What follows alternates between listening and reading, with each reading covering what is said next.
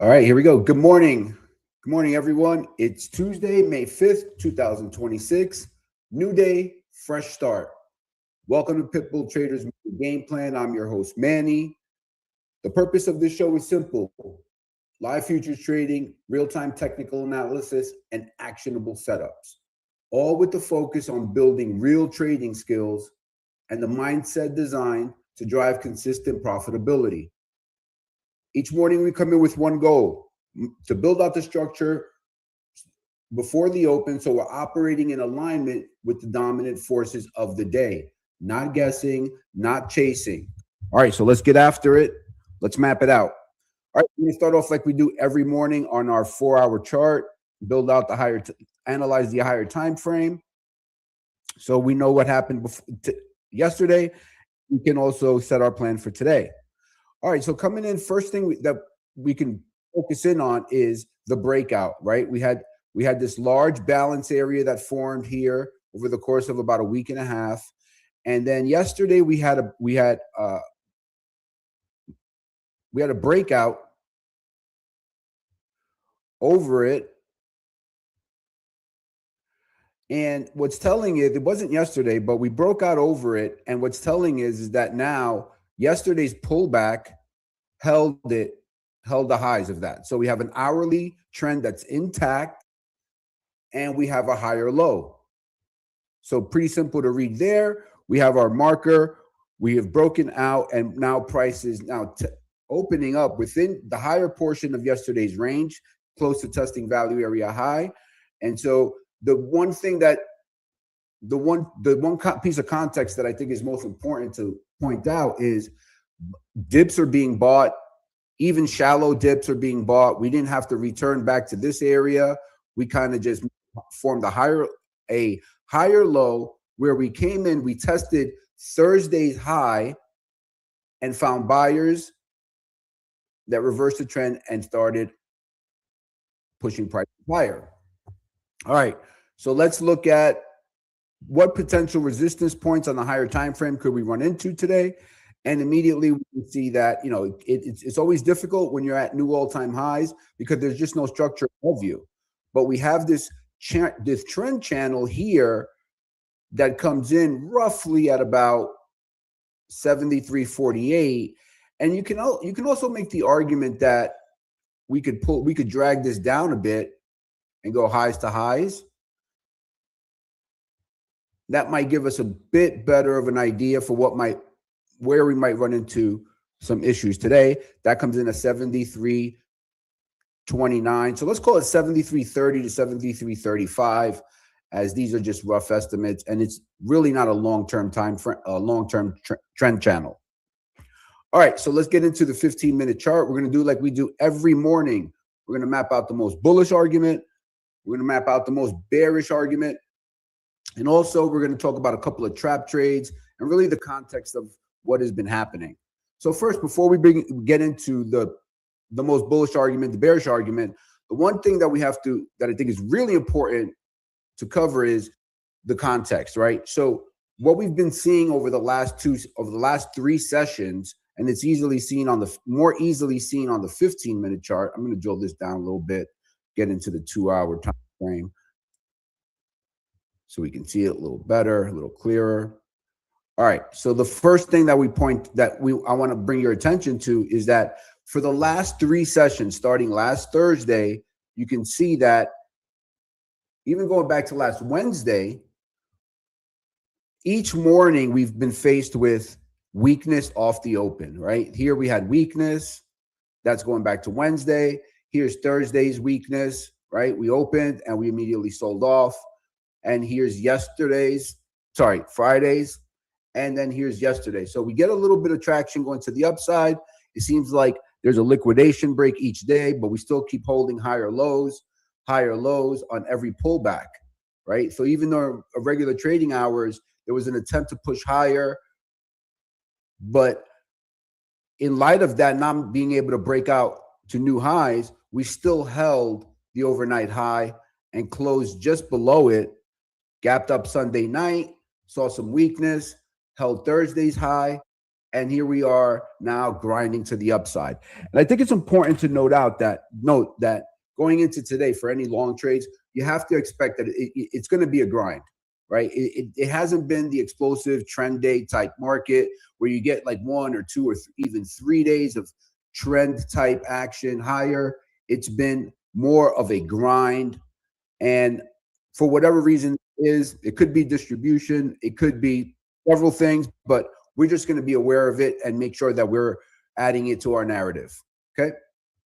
So let's map out the most bullish argument. Quick sip. Thank you. All right. Let's drill down. Let's get a little bit more let's get a little bit more granular here on the 15-minute.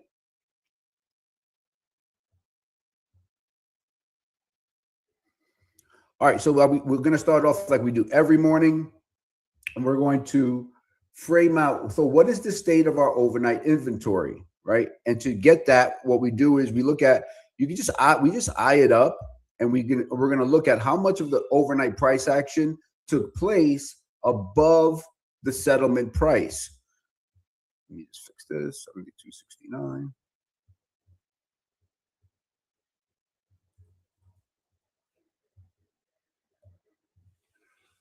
Okay, so yesterday's settlement is 72.39 quarter. 72.30 quarter. That's yesterday's settlement price. And we can easily discern from this chart that our overnight inventory is net long, as all of it has taken place above the settlement price, right? So immediately what we do with that information is we understand that there could be a liquidation break off the open that kind of resets this inventory. And then what we have to do is obviously look back to our hourly, our higher time frame to see where can we form another higher low. All right, so let's map out the most bullish argument. So if we open at 72.63 and we rally straight off the open, right? Immediately what we're going to be looking at is what? Yesterday's high. Yesterday's high is coming in at 72.71, but we also have to be mindful of Friday's high, right? Right before the liquidation break, the new all-time high is 7,375. So let's make sure that we have that framed out. We're going to use this as a reference. So the most bullish argument is we rally and we break out above the overnight high. We break out above yesterday's high. And at that point, what we could do is look for pullbacks that can get us long, with our risk marker kind of being this structure that's forming here, with the low being 72.57, or even pull back as low as 72.60 here, 72.57, where this volume transacted, right? Where this took place.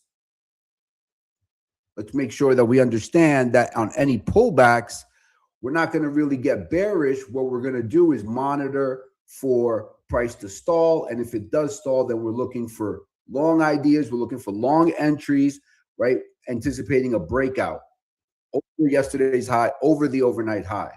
Another way to play it is we wait for price to confirm by getting above, right? And then entering on a pullback to yesterday's high, the overnight high, 72.71 to 72.69. And we'll look for entries that get us to we'll take our scales along the way, but ultimately we're going to be targeting Friday's high, 7,375. All right. So that's the most bullish argument. I think that from what we've seen over the last couple of days, that probably has a little bit lower of a probability. Adding to that, our overnight inventory is net long, so we have to be on alert for a liquidation break. Okay, so let's talk about the trap trade while we're up here. Let me just get a quick clip that. Let me just grab this. Let me just get a screenshot of it. Bear with me.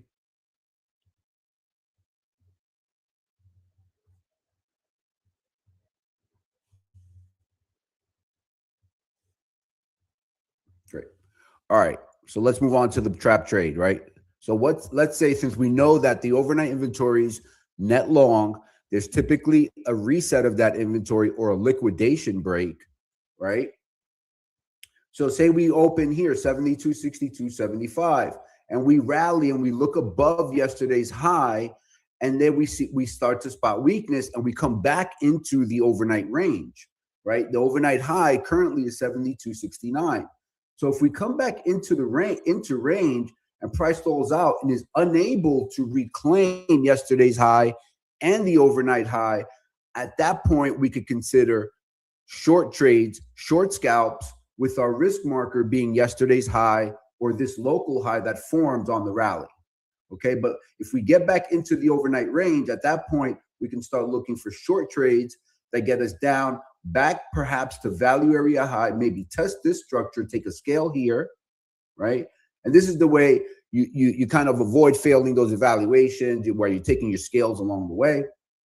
And so once price holds yesterday's highs, unable to gain acceptance back above, we can start looking for entry short that get us down to 72.60, 72.57, and also maybe a test of yesterday's value area high, 72.44.50. Now remember, yesterday's value area, every day has a value area, and what that simply is where 70% of the prior day's value of the prior day's volume took place. So yesterday's top range of the value area is 72.44. The lower value area is 72.10. So we'll be monitoring value area high at 72.44, obviously taking scales ahead of that so that we can make sure that we get green and get profitable and pass those evaluations. So anyhow, once we get down to value area high, we can monitor for continuation. If we slip right through it and we break down into the value area, then what we're looking for is a retest of the settlement price down at 72.30 for a full gap fill. And what we'll do there is monitor then for support at the settlement and at yesterday's volume point of control.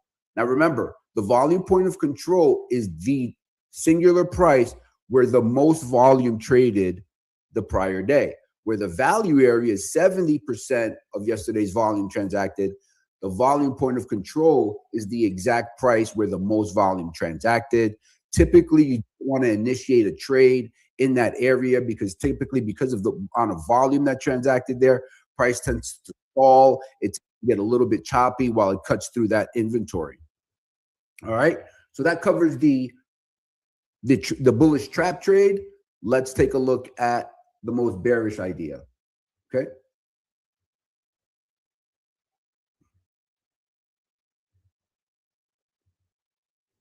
All right, so say we're opening here at 72.66 quarter. Say we get like what we've been having the prior 2 days. We get a liquidation break straight down. At that point, what we're going to do is we're going to monitor the 72.57 high right here, and if price just cuts right through there, we're going to have to contend with the volume weighted average price. The volume weighted average price is the average price of where the most volume has transacted from the start of the session, and that being yesterday's 6 p.m. open.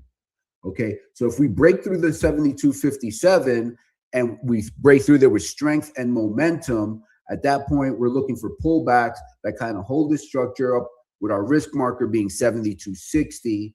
All right, and we can enter on any pullback for a look for a trade down to the value area, maybe even a full gap fill at 72.30. At that point, if we're really bearish, we're gonna get a momentary bounce at the volume point of control and at the settlement. And what's important to frame out there is we want to watch how price reacts there, right? So if we get a 2 or 3 point bounce and then price is just going right back down to test it, we're going to understand that that's weaker. Sellers are offering and they're being aggressive. At that point, if we bust through that and we get down below, we're going to be looking for that trap trade, right? But first, the most bearish argument, we get down below, we test the settlement, and we just bust right through it. And if we do bust right through it, what's important to monitor is the hourly higher low at yesterday's low, 71.99. Okay, that's going to be where the trend shifts, right? The hourly trend would change. The hourly trend would change below 71.99, and that would that's gonna send radars out. That's gonna send alerts out and let us know that, hey, we have potentially a trend change here, and we'll have to judge the strength and momentum of that move to monitor if we want to get short on any pullbacks and monitor the continuation of the trade. All right, so that covers the most bearish argument. What if we come down? Let me just get a screenshot of that.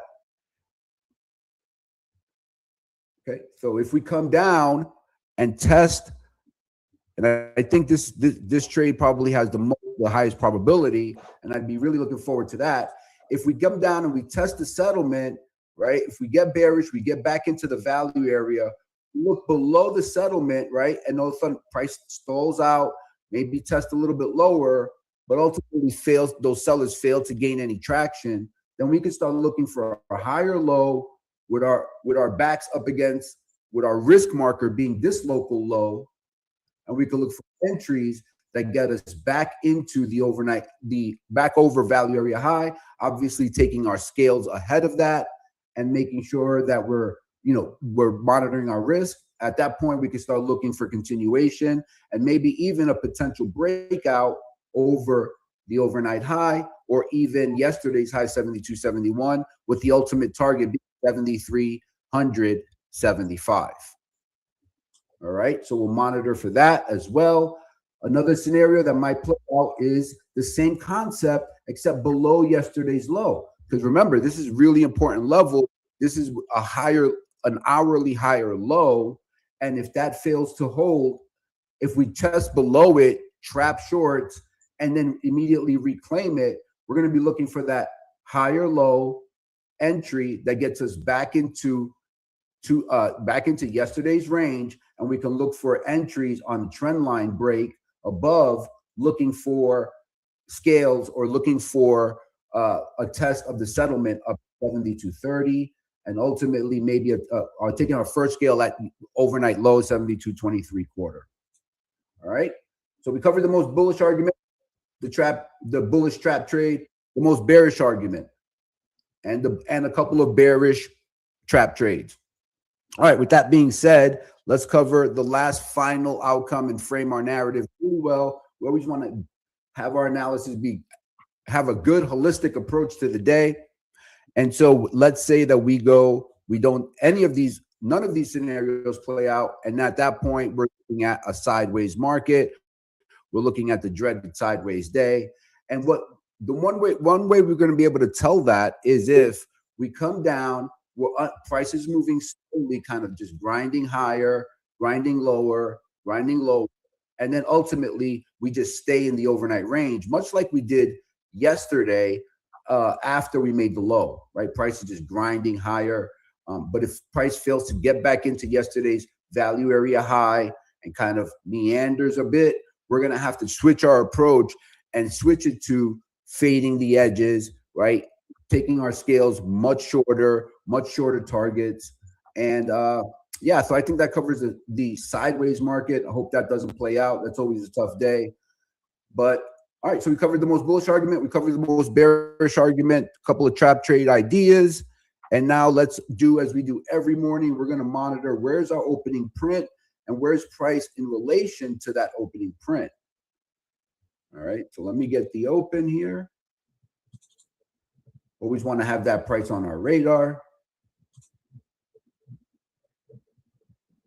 Dang it, come on. All right. Yeah, so we opened today. Our opening print is 72.67.5. All right, and I see that Bo has just joined me. What's up, Bo? How are you? Good morning. Hey, good morning, guys. How's everyone doing?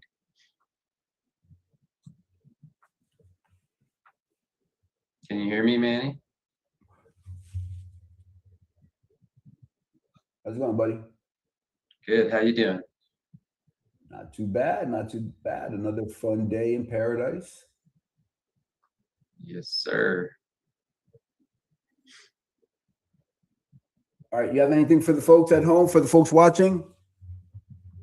Oh, not yet. Just sitting and waiting here as I usually do in the morning. I'm 2 hours behind you, buddy, so I don't get up and start working on the charts 2 hours ahead of everybody. Oh, that's right. What's your time? What's your time zone there? Colorado Springs, Mountain Time Zone. Got it. Yeah. All right, good to know. Do you have any trades going on right now? You have any positions on? I always just try to, for me, I do better when I wait and let things kind of show me some directional bias and stuff in the morning. And that's, to your point, like, to a lot of the people out there that are teaching in the rooms here, is stay aligned, stay focused on higher probability setups. So for me personally, that's, I don't plan them so much. I let the day show me more first, and then I kind of take it from there. So the start is whether we're above or below the open, and then I use my moving averages on the shorter and longer time frames. For me, I'm a day trader, so 1 minute time frame, 15-minute time frame, and try to take my signals and be, a probabilistic trader, that you're going to take some losses, but over the long haul, things will work out when you follow your rules and follow your edge.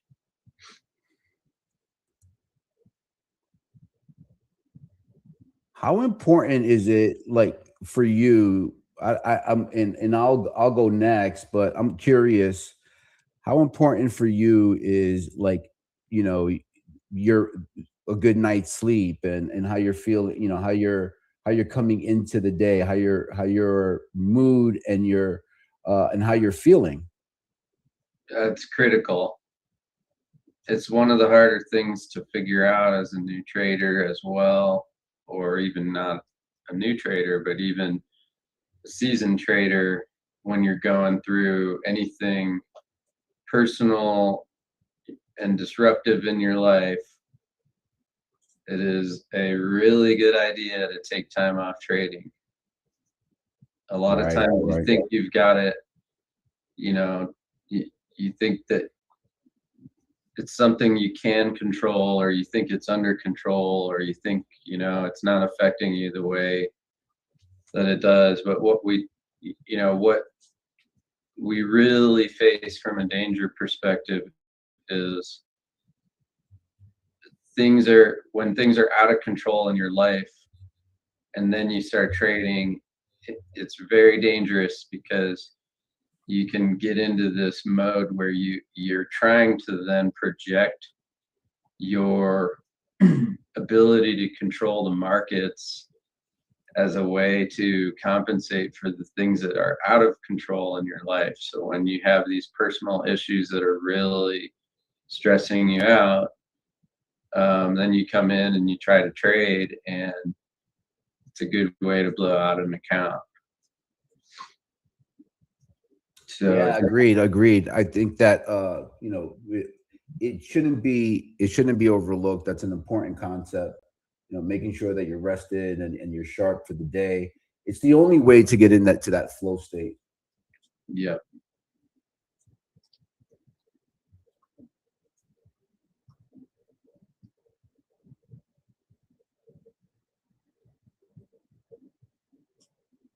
And I'll have times when I wake up and tell myself, okay, don't rush. There's no reason to rush. Let the trades come to you, all the things. And then I'm still anxious, and I still rush, and I still make some poor trades, right? If I wake up, even with my posture, I pay attention a lot to my posture, how I'm sitting in front of my desk, whether or not I try to have a very kicked back kind of posture, because I feel like it helps me with, let things develop, let things play out, let things come to me on my terms instead of the other way around. And it's like, it really makes a difference. I mean, I miss a lot of trades because I'm not up 2 hours ahead of time doing a bunch of chart analysis and stuff and trying to trade opening drives and opening thrusts and stuff like that.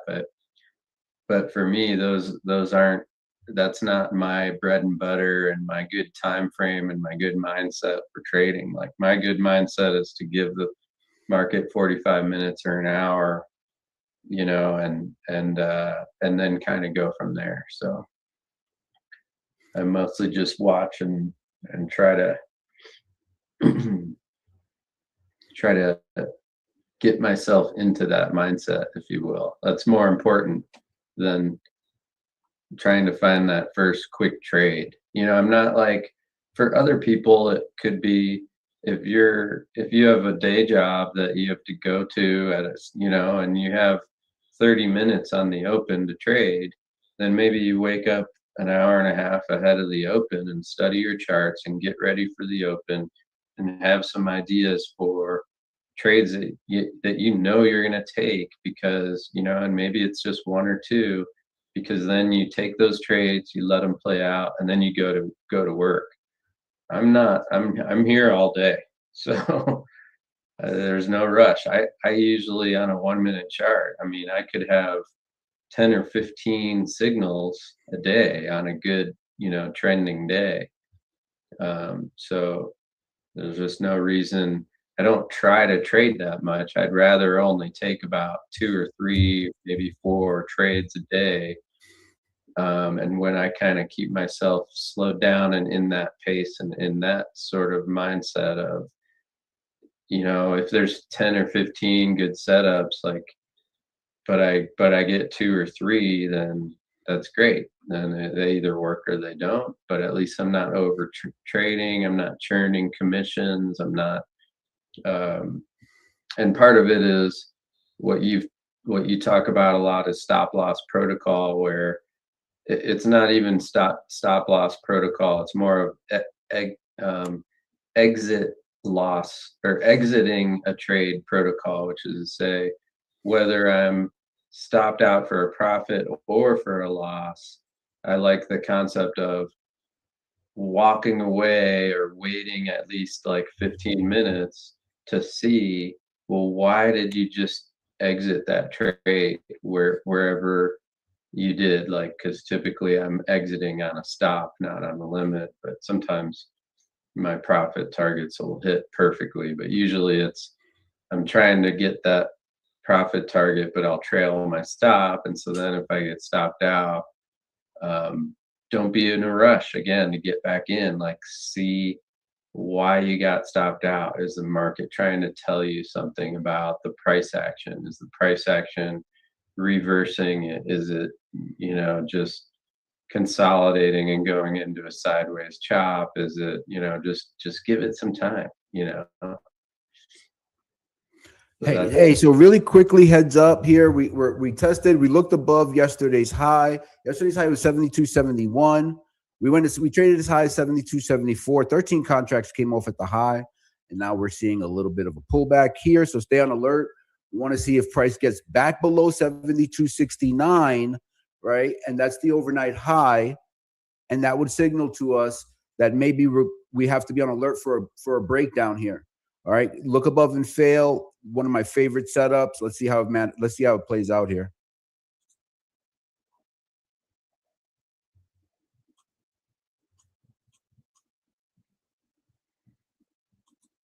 It's always risky to try to trade a. All right, let's see what we're getting here. Hang on, hang tight.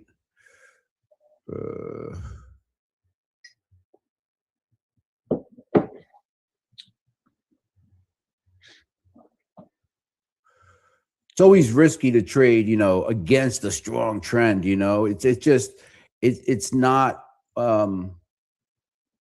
something I prefer to do. I prefer to wait for those lows to be settled in, but these look above and fails. Given what we discussed earlier this morning, we've been seeing weakness every morning, so there is an argument for it. We'll see how it plays out.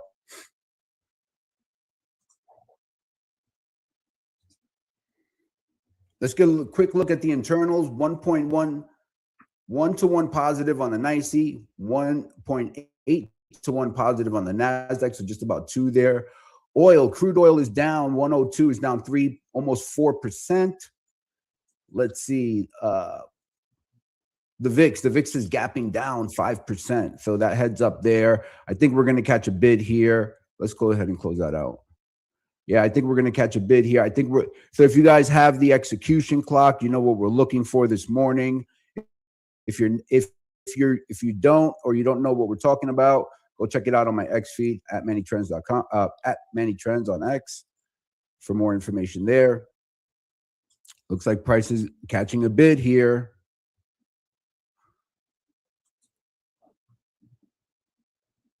So this morning we're looking for that high. Let's see what transpires here. We looked above slightly, but you can see here on the 15-minute, right? We're eating into that wick, putting those quick sellers that we're looking for lower price action, looking for that look above and fail. Let's see if we can get over 72.74 and catch a following. Staying open-minded to any possibility here. And, you know, the one thing that's interesting to note is that, you know, once you've had like 3 days of one type of, you know, we've had 3 days of liquidation breaks at the open, right? Those trends tend to run dry. They become fairly predictable.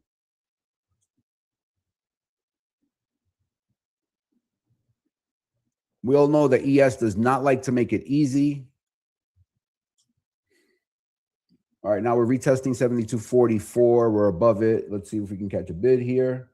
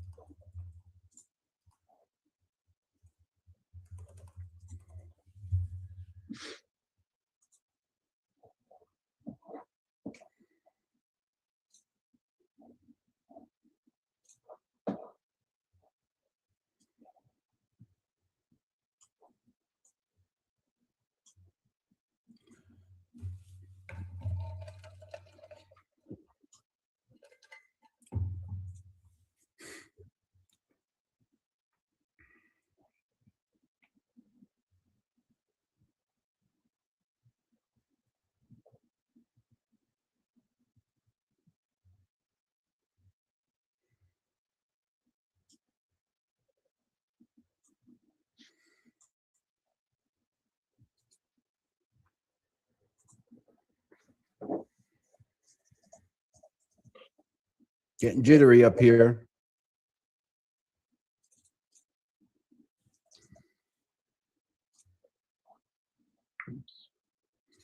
If we can break out, if we gain a following here, we need to look up at 7,300. It's also important to note the Sunday night open high, which is at 72.79. Let's monitor that.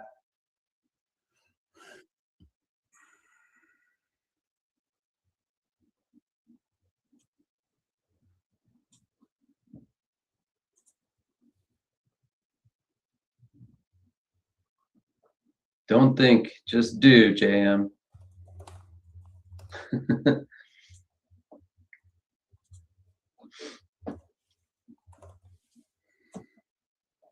Here, I found this. If any of you guys are using TradingView,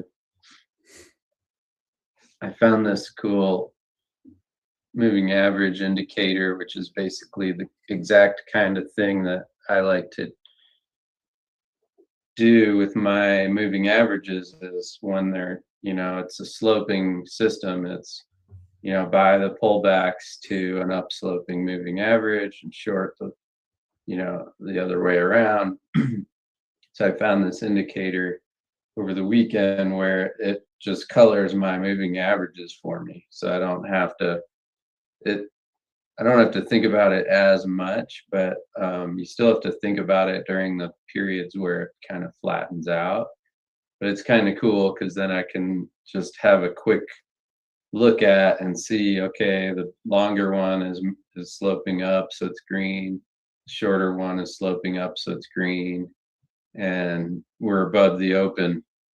So we're trying to put in a green candle on the daily so far. I mean, obviously it's early, but so that's kind of those are kind of like the quick 3 filters that I use on this stuff, which it's kind of nice. I found that. And then the other one I found is this thing where I can adjust my shading based on time frame. So it gives you 3 different time periods to be able to put the hours in of where you want it, and then you can adjust your shading, which may not be helpful for people, but Popping. We're popping. Stay in alignment with the clock, guys. Stay in alignment.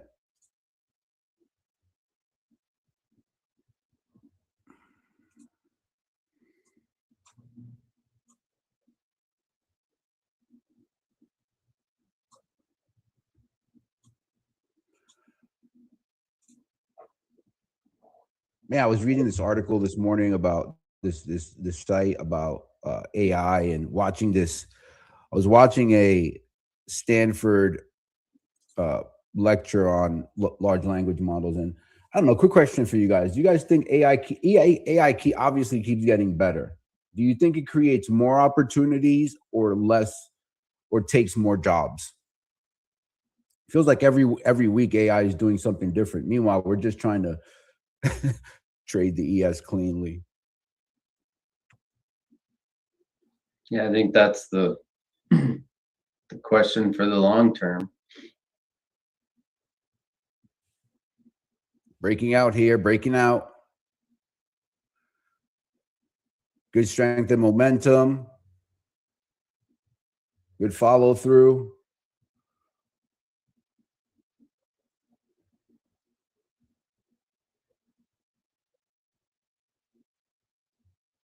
It looks like that's going to be a higher low today for S1L.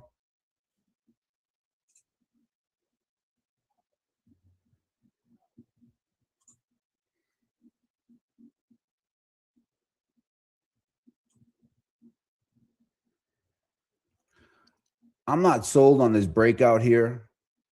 I did try the look above and fail, and I think I lost like 3 points on that. I have terrible allergies, by the way. So if you see me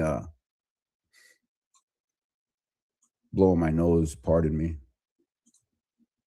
This pollen is so thick you can cut it. It's like this green moss on all the cars here. Oh, really?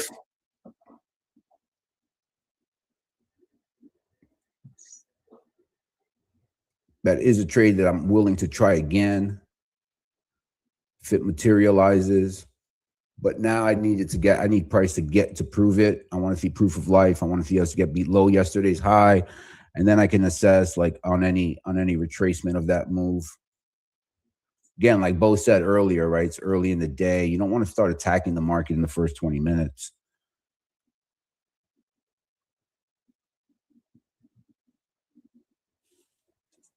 Well, we are printing firmly above yesterday's high, above the overnight high, and above the opening print.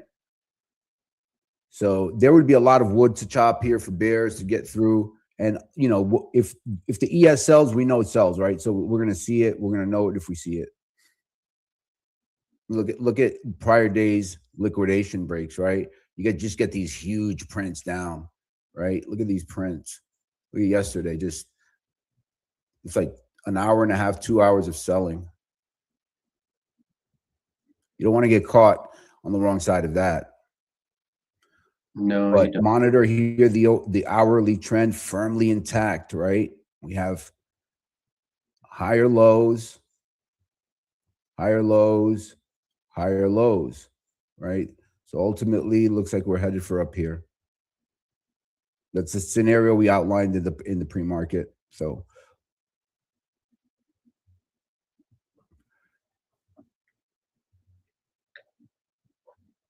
Five minutes till these numbers.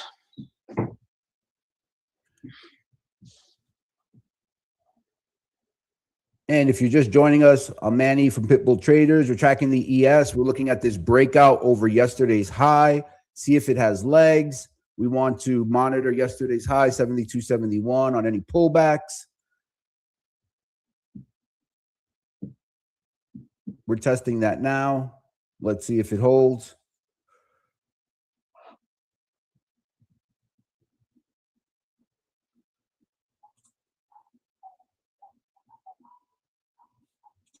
Yeah, that would be great, Trey. So guys, heads up, quick alert. You know, that's one of the great things that we have here. We have so many astute traders in our orbit and in part of our community. And just alerted that Trey, who does our Sunday night open, Sunday night with Trey, he does this really holistic approach. I love it. I watched it last Sunday. Great information. I suggest you go on our YouTube channel and view it. He's going to be jumping on here shortly. Let me see if I can get a time from him. And he's going to give us some insight on something he spotted.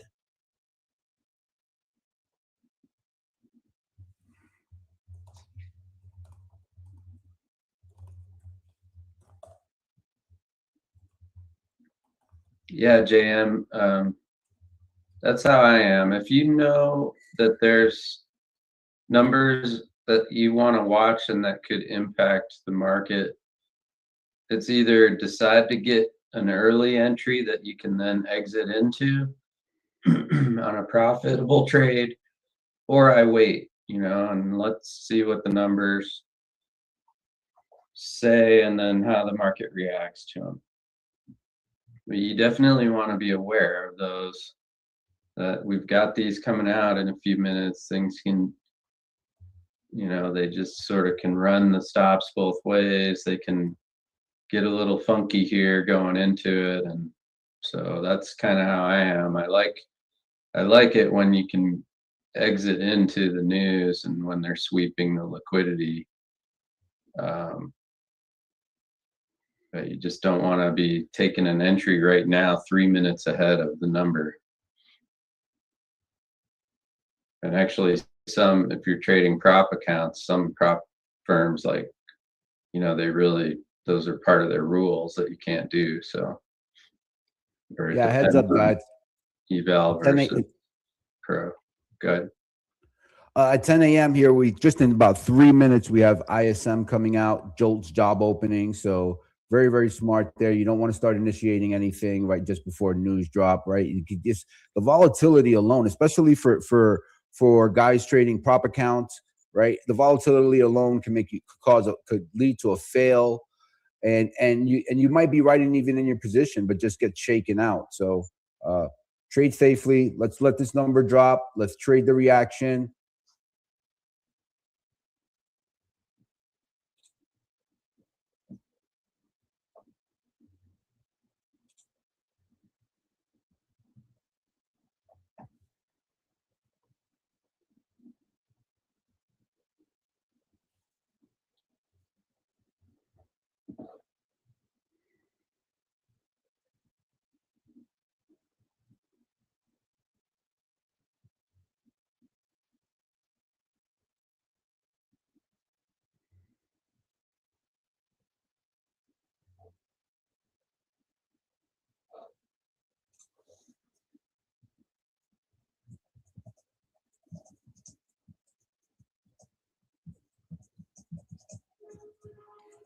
I think that the news environment right now has a lot of people, wondering like, hey, they've got all this war going on, and why isn't the market lower?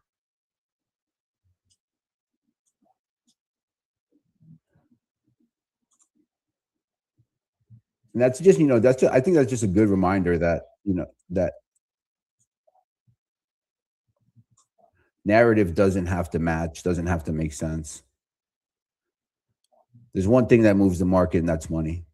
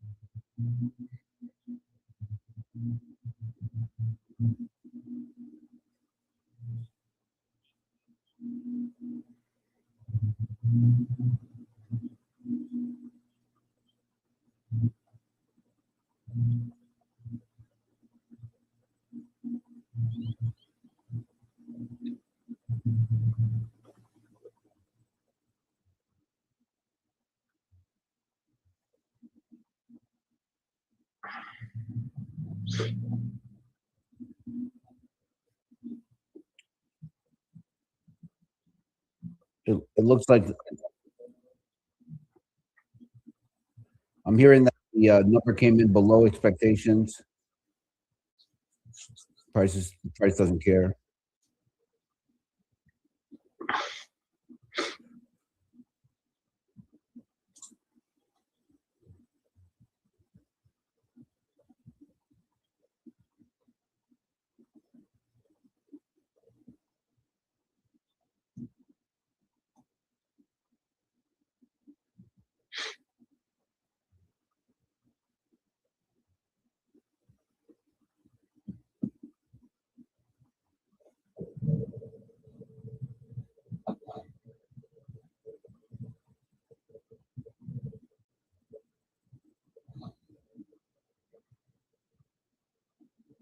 Looks like my Ninja Trader is a little bit stalled here.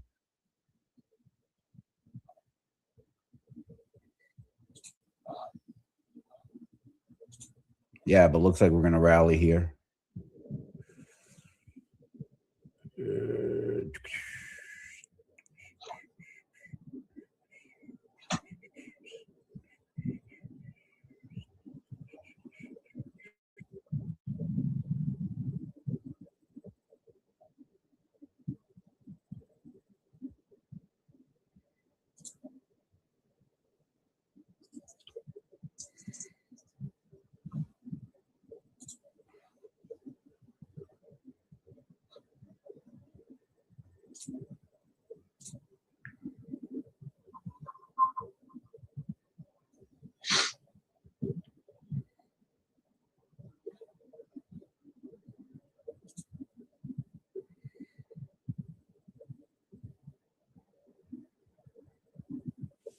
All right, we held the pullback to yesterday's highs, and now the price just seems to be grinding. I think that's one of the things we framed out earlier this morning was that this market is not explosive higher. It just has this grind higher type of look and feel to it each day.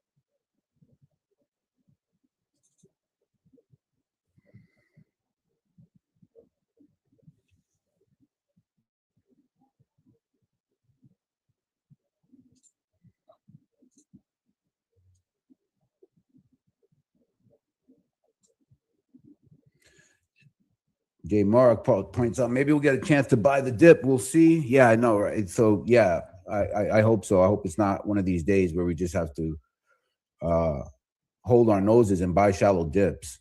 But I mean, that seems to be the case. Yeah, I was looking for that low into that window, and we just pulled back to yesterday's high, and we had a delta divergence right there. I mean, I had to buy it reluctantly. So we'll see how it plays out. I did not get a great fill at 72.73, almost 72.74.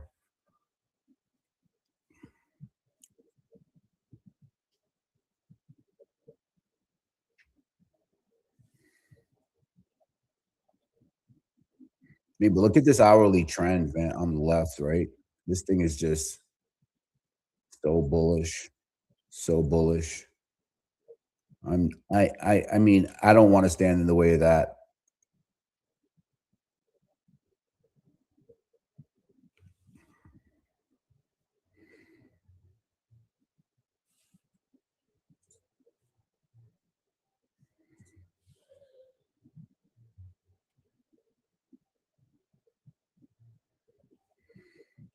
There was this post going on.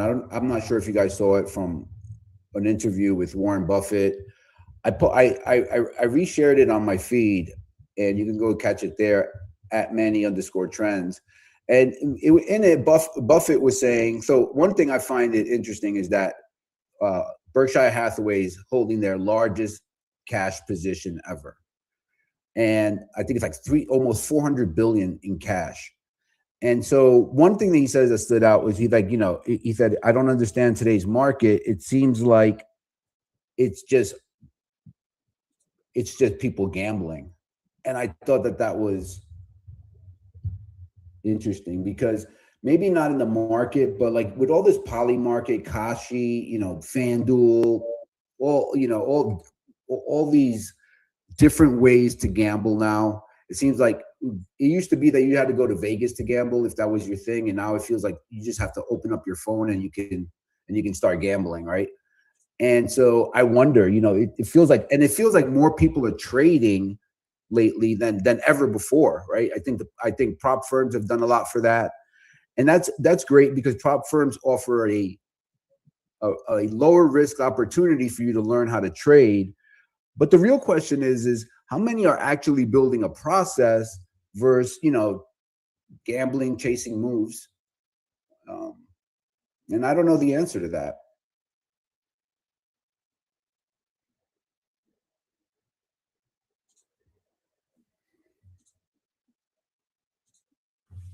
What do you think, Bo?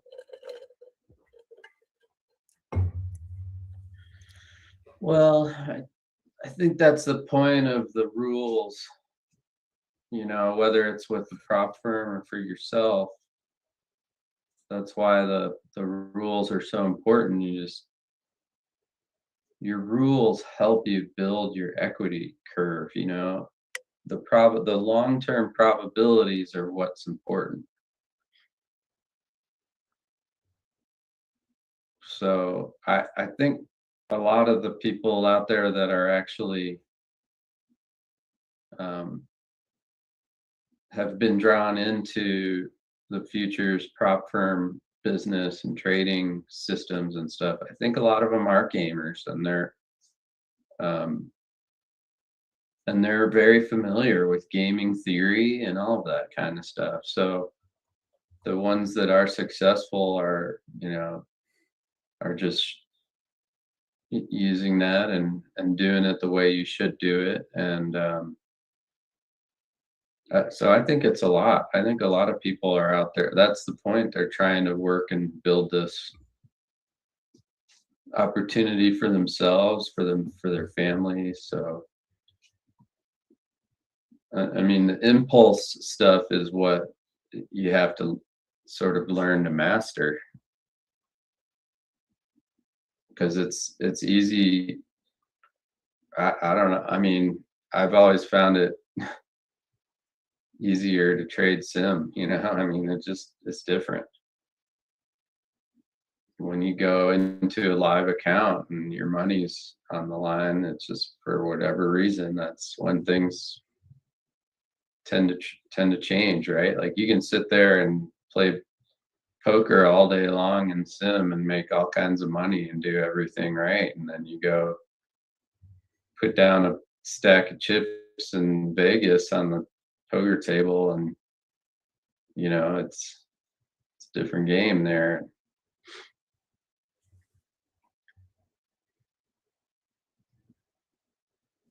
But yeah, I think that that's definitely the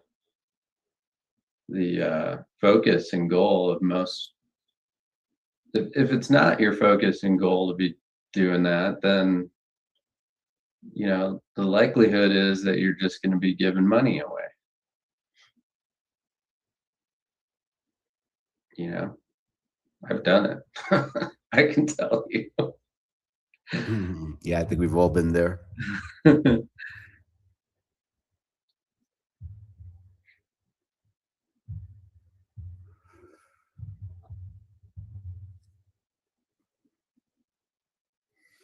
Yeah, I think impulse, those impulse trades are I so that's in my opinion, that's the most significant hurdle to get past.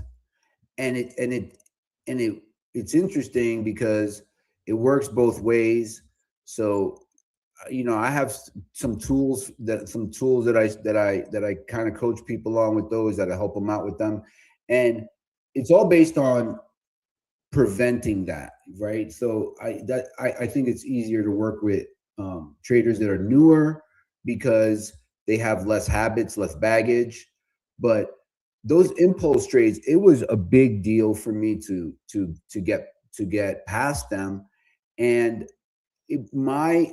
in going through that process, what I realized was there were two different types of impulse trades, right? And both were horrible. Both came at the wrong time. But one was an impulse trade that happened after a loss. And then also there was to a lesser degree, an impulse trade that happens after a win. And so I created two tools for that, like stop loss protocol and also post win euphoria, that to kind of mitigate those. And then implementing those tools was like, so I learned that it was impossible to effectively implement those tools while I was sitting at my desk. So I had to like step away. And if I had not committed to that, I learned that if I had not committed to that, I would not be where I am. I learned during that process that, you have to I have to create a disconnect between me and the screens in order for that to subside. And especially after losses, it's always the feeling is less intense when I come back, right? Like, so at the point that it happens, the feeling is kind of peaking, and then it kind of subsides after that. And that was key for me.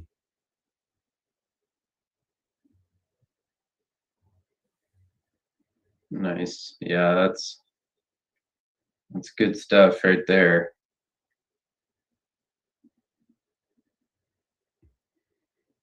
And that's what I mean too, is like learn from the exit. Like, Uh-oh, looks like we got some news coming out here. We got some action here. I don't know what's going on. Let me check out the feed. I don't hear anything. I don't see anything. I don't think the high is in. Let me know if you guys see anything coming across the wire. Keep me updated.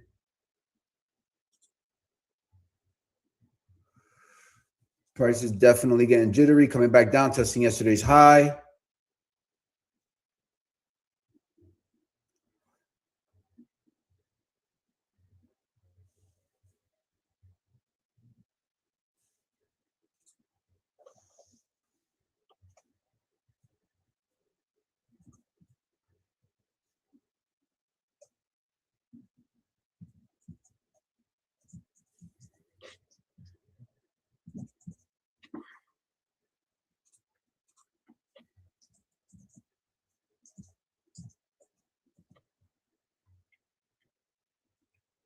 Heads up, we could be seeing some. I don't think the high is in though, guys. I'm reading the order flow here. Stay alert. But we could be putting in the S10 AM low here.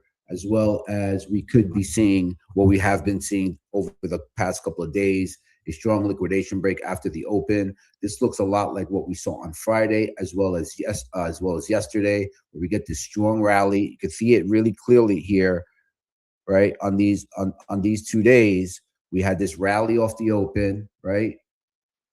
We tested this point and then price retraced. We had it here on Friday, rallied and then price retraced. So let's just stay alert here. And if that's the case, if we get back into the overnight high, and we even had it on Thursday as well, right? So, well, we didn't rally first; we rallied in Globex. But anyhow, if we get back into the overnight range, which we are now, 72.69. At that point, what are we going to do? We're going to look for liquidation breaks that get us down at least the value area high, 72.44. If you guys are just tuning in right now, the ES broke out. We were looking at long trades. We're looking at yesterday's high to hold, overnight high to hold. Those prices are 72.69 to 72.71. And the resumption of the trend above yesterday's high. If we get below or into the overnight range, so if we break below 72.69 and also the opening print at 72.67, then we're looking for a liquidation breakdown to value area high at 72.44.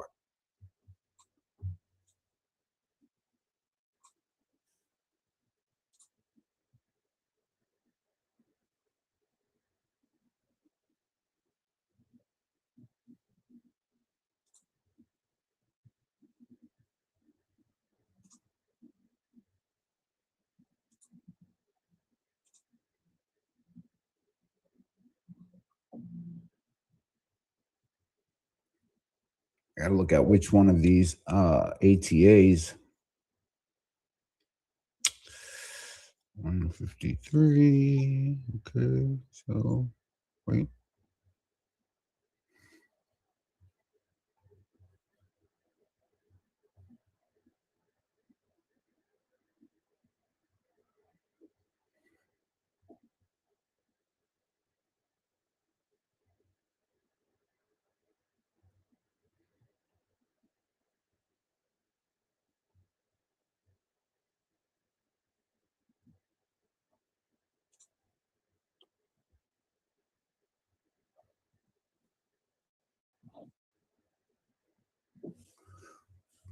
Price called a bid.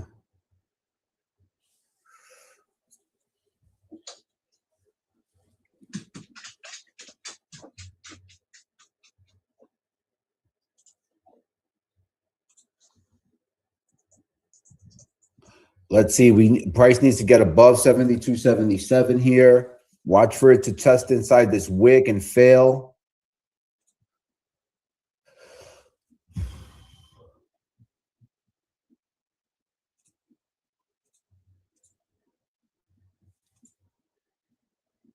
So if you're just tuning in, we're monitoring this level right here, 72.69, where we just pulled back to 72.71. And now we're looking for price to see if it catches a bid or if it fails here.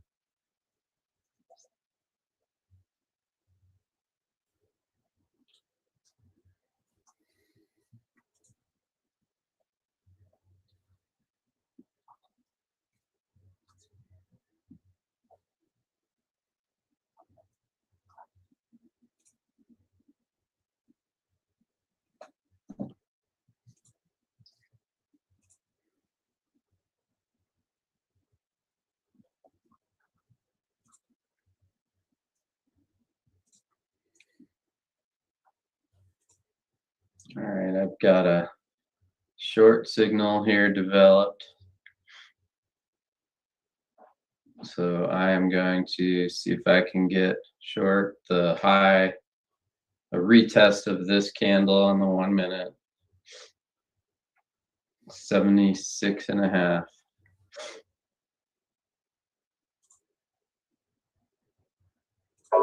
Offered.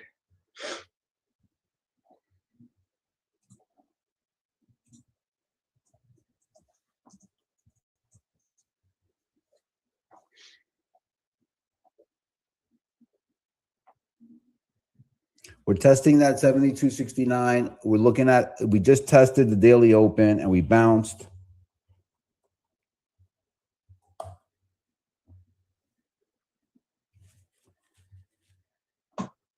Quick bathroom break for me. I'll be right back. Join us for Live from the Pit, where we deliver high energy. Join us for Live from the Pit, where we deliver high energy trading insight.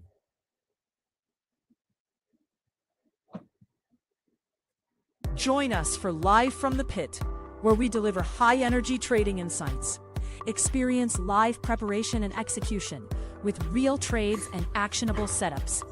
Trade smart, not impulsively. Expect precision and discipline in every move. Watch the charts, feel the momentum, and make informed decisions. Join us daily at 9 a.m. and become a confident trader without the noise.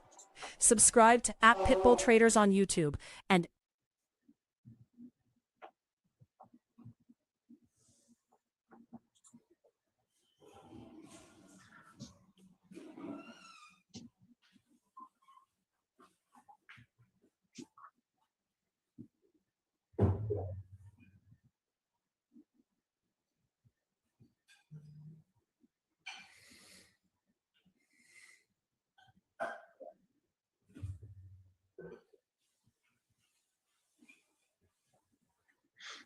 All right, I'm back.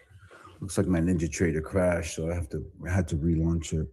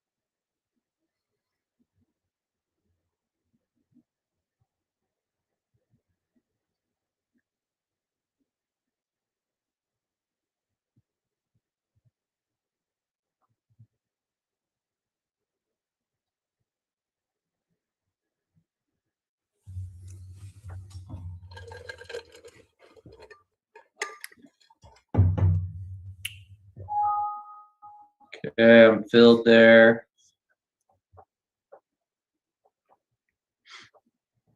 Looks like I might just get ripped right through, which is fine. Got one each at 73.5 and 70.5. I gotta get my the algos loaded here. I lost Ninja Trader. Hang tight, guys. Let me just work on that.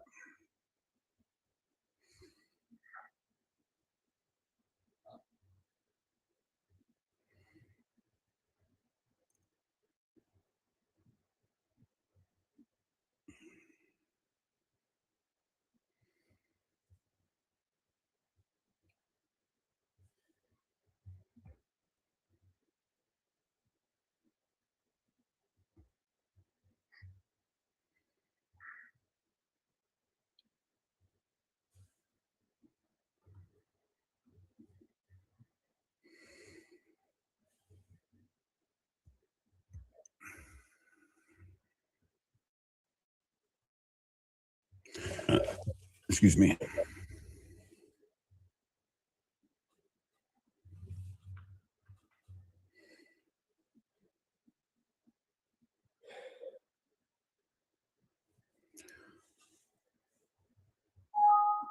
I'm stopped, 4-point stop.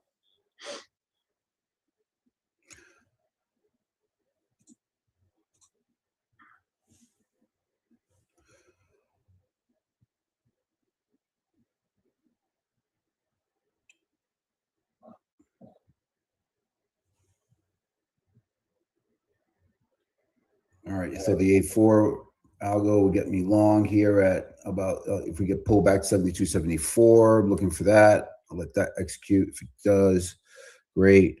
While we were chatting, it did execute another trade for me,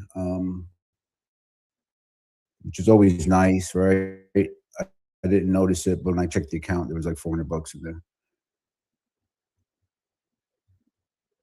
Yeah, this thing is so bid right now. It's like, it's tough. It's oh, wait a minute. There's a little slight divergence here. Wait a minute.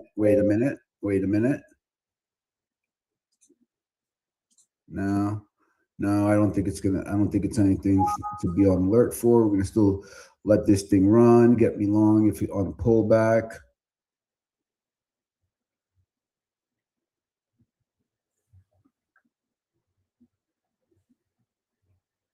Framing out here. Oh, look at that print. Look at that 15-minute print. That's so bullish. Completely engulfed the prior selling tail. It's hard to get that move back, right? Like even looking at it on a 6, let's see what it looks like on a 60. That's just a hard move to get back. I mean, anything can happen, right? Yeah, look, we came down, tested this one, tested the prior high, right, on the 60-minute. So this candle here, this low here, came back and tested these highs, right? High here, found a bid, blast off. Looking at 7,300 as your next upside target. If you're long, stay long. If you're right, stay right. If you're flat, wait for a pullback.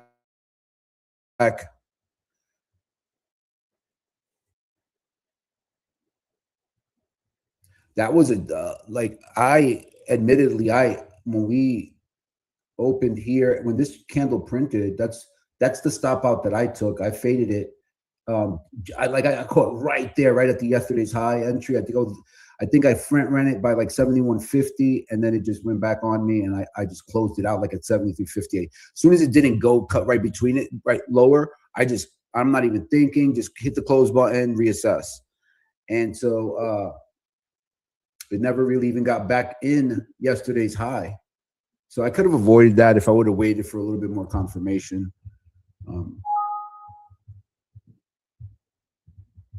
I am getting better at executing while live on screen.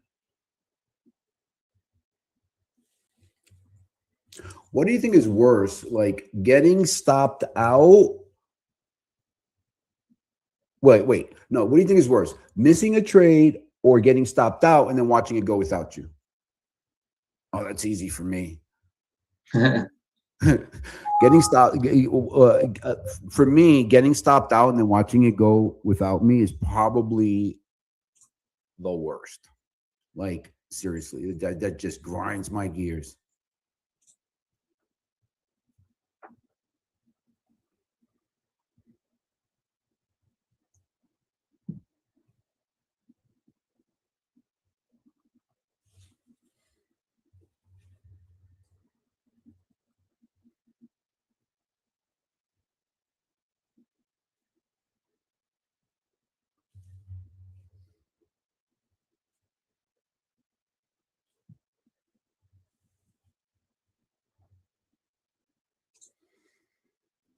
Hey, okay, so hey guys, just quick heads up. It's 10:29. We're going to be joined shortly by Trey. If you don't know Trey's more of a swing trader. He gives us big ideas, lets us know about the bigger picture. He puts on a show every Sunday night prior to the Globex Open, and that really gets you ready for the rest of the week ahead.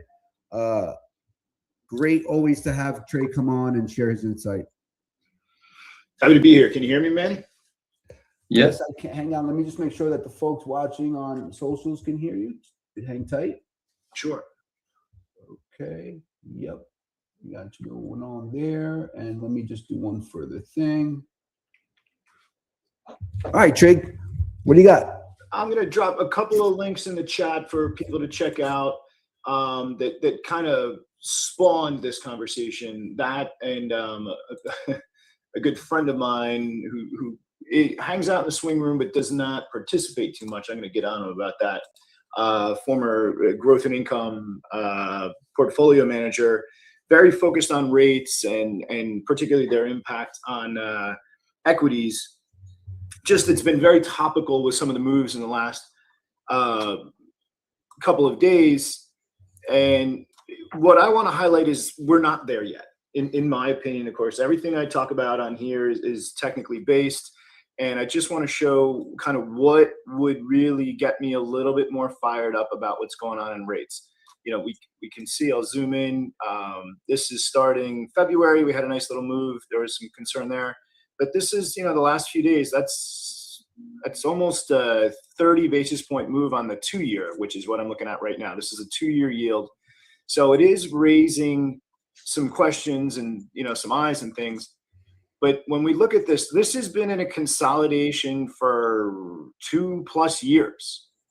And I am not going to worry about things until we get what I call a real breakout. The first one here that I would look at is 4.067% on the 2-year. Even that, okay, then I'm definitely paying attention if we can break out over that. But this level right here is a little bit more critical for me, which is almost 4.4% on the 2-year.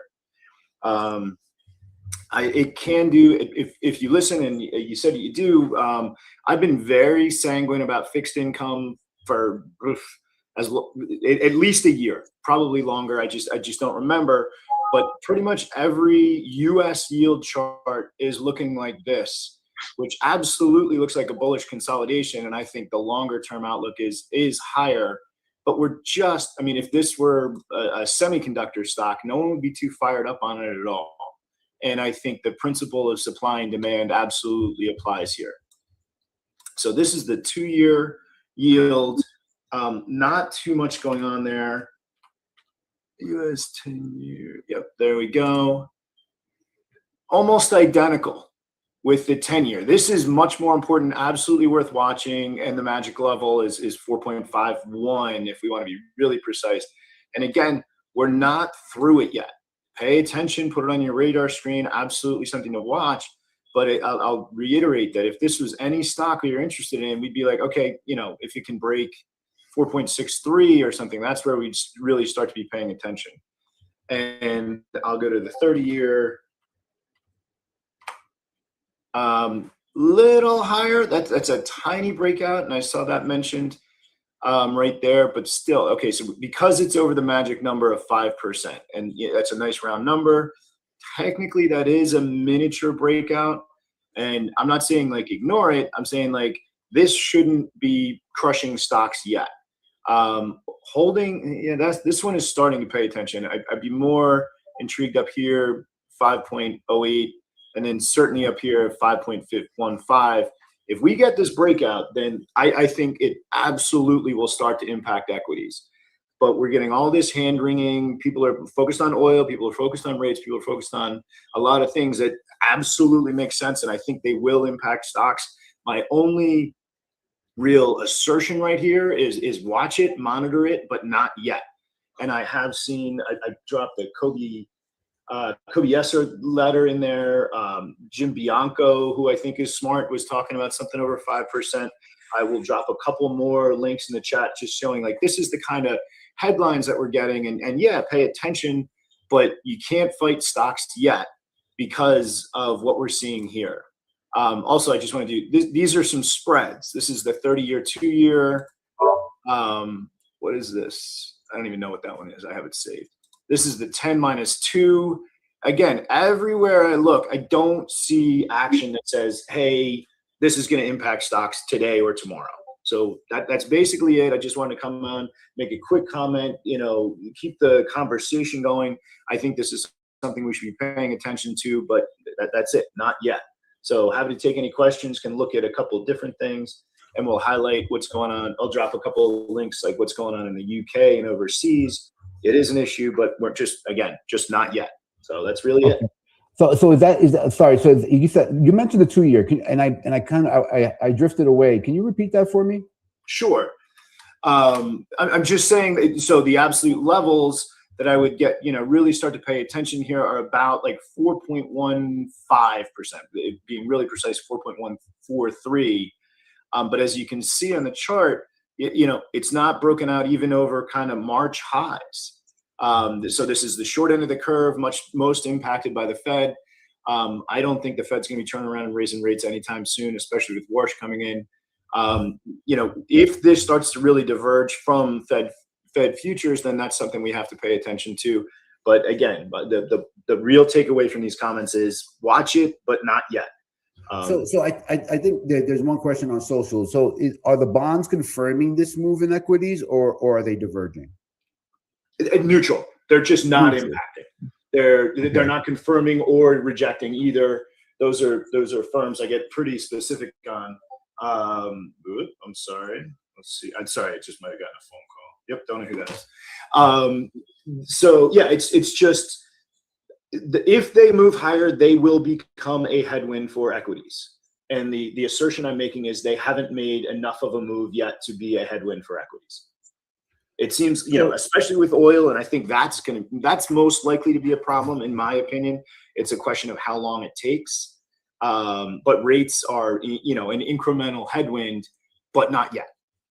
And so, so I was looking at the recent move in the 10-year, right? That's the one I monitor. It's up to 4.4. It's down 0.5% today, but really it's been higher. And what are your thoughts there? So is it pricing in risk? Like this move higher in the 10-year? I mean, okay, I don't have my camera on, but if I have my camera on, I'd have to put on my tinfoil hat. I think Besant and company are actively managing rates. And the dollar, they're doing their best that they can. But I've noticed how if you look at historical, so I'm going to switch over to U.S. 10-year prices. Where do I have them here? Sorry, give me just 1 second to find it. I reorganized there we go. So this is the long bond, just for context, and this is the 10-year. So this is 10-year futures prices. And I want you to look at kind of historical volatility in range. And then here is January of 2025. The new administration comes in. And look at how tight futures prices have been ever since day one compared to, and that is real wide ranges. And we've had a lot going on with inflation expectations, with Fed pressures, and with things like that. And this is a super, historically tight range. So in my, again, like I said, tinfoil hat, I think this is being managed to the extent that they can. And what we need to have happen is them to lose control for rates to really get out of control. Down here, 109.08. You can see what I'm looking at right there, but this is obviously the huge level down here, 107.75 on the futures. But all in here, like this is not broken. Again, imagine if this is a stock. I don't know how to trade that. I can't. Some people can. Mean reverting traders and things like that. But I'm a breakout trader, and there's no breakout here. Right. So right. I can put numbers on yields and things like that. But I think that we've got active, yield curve control. Some of the things that they're talking about, keeping everything in check. I think they're doing a good job of it. It's effective so far. If this breaks out, and again, I just want to pound the table in a tinfoil hat. It means some things are going out of control, and that would be a big headwind for equities. But that's down here. That's if right. We have to break this absolute floor down here, 107. If we get below 107 on the futures, then then the Fed or Treasury or whatever has lost control, and things are going to become a problem. But right in here, there's a whole lot of nothing going on. Yeah. I mean, look at the volume profile, right? It looks like obviously it's coiled really tightly. I think a move is expected, but I mean, it could stay coiled for months, years. Right. If I'm right, and the Fed or Treasury is actively trying to keep this under control, they've got a lot of money. Right. And can't do it. So let's take that aside. Let's assume that I'm wrong there. Okay. Well, then then we're saying that the economy is relatively sanguine about rates. And again, we'll just, need to see a breakdown or something like that. But I think, anywhere in this range is neutral for equities. Just, it hasn't mattered since January of 2025. Yep, that makes sense. Yeah. Yeah, I kind of have the same idea. Like, there's probably not much to see there, but there have been. I wrote something for the opening print where there's just foreign buyers were buying a lot of bonds, and they seemed like they were more in demand. Maybe that's going to be anticipating some type of move. I don't know. I noticed the buying, and I figured I'd pen something on it, but it's hard to read on that chart. There's really nothing there to go on. Nope. I think you raise a very good point, and that is, it has a lot of potential if China, Japan, UK, the huge buyers, if for some reason they don't want to buy our bonds anymore, then I think that'll be a real problem. This is my own personal, I don't know what the right phrase is, but this is the US dollar index. Let me back out. I talk about this almost every week. It's definitely featured in my report. I'm glad. I was going to ask you to repeat that for the folks that didn't catch it. Sure. So this is a 15-year trend line. This right here is March of 08. This is the absolute bottom. I don't include that in the trend. And then this is when QE2 really came in. You can see what was going on, all this QE and everything that's going on. But this is where I think the trend started. It really got tested here during COVID, and really tested here in how it's only a couple of data points, but that is a almost 20-year trend line from 2011 to 2016 to 26, 15-year trend line, with one real violation right here that was January of 2026, and then it reverted right back up to this. These to me are very good, very important levels, and you can see how tight that is. So I'm going to switch over to daily. And, tested there, one quick break, right back up here and coming back, now hovering, getting tighter and tighter and tighter. I think the dollar goes before treasuries go. If we're correct. Besant was on record last week. I'm getting a little bit away from my planned remarks, but this is something I think a lot about. Besant was saying that he is seeing demand for dollar swaps and that there are dollar shortages. This says he's lying. For dollar swaps and there are dollar shortages. Okay. Hard dollar shortages. And he was essentially, these were in comments. I'll see if I can find the comments and I'll post them in the chat. But yeah, he said basically the dollar is in demand overseas so that people can buy oil, because oil is still dollar denominated.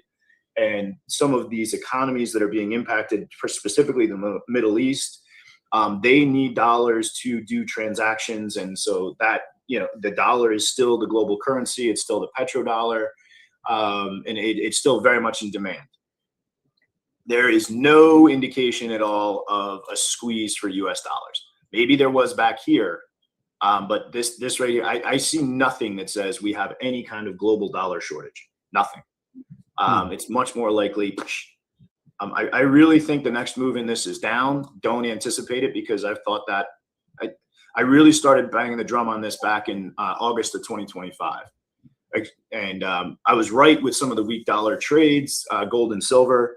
Again, I'm repeating some of my comments from Sunday night. I think the next weak dollar trade is in energy, but gold and silver, a whole bunch of things will do well. Don't anticipate it. Here's exactly what you need to do. It breaks this, and if it gets below this, 95.58, then own everything weak dollar. But that's just a lead into the rest of the comments, which are on treasuries. If this will go first before treasuries do, in my opinion. These are all technically based comments. Okay, picking your brain here, dragging you a little bit off topic, but something that I'm personally interested in watching. Bank of Japan recently raised rates, which they hadn't in a long time. Well, not recently, but they did. Can you explain to the folks what the risk is there? If the Bank of Japan raises rates? You're definitely getting outside my area of expertise. Okay. I know someone who could answer this question really, really well, and I actually should invite him into the swing room. That I think is beyond my purview. So obviously they've had. So what I can say is that they've had essentially a recessionary, low rate environment as long as I've been in this profession, and that's back into the early 90s, they peaked in what, 89, I think. Yeah. So, and they have not had to raise rates, but so this is the 10-year yield. Let's go back and talk about this.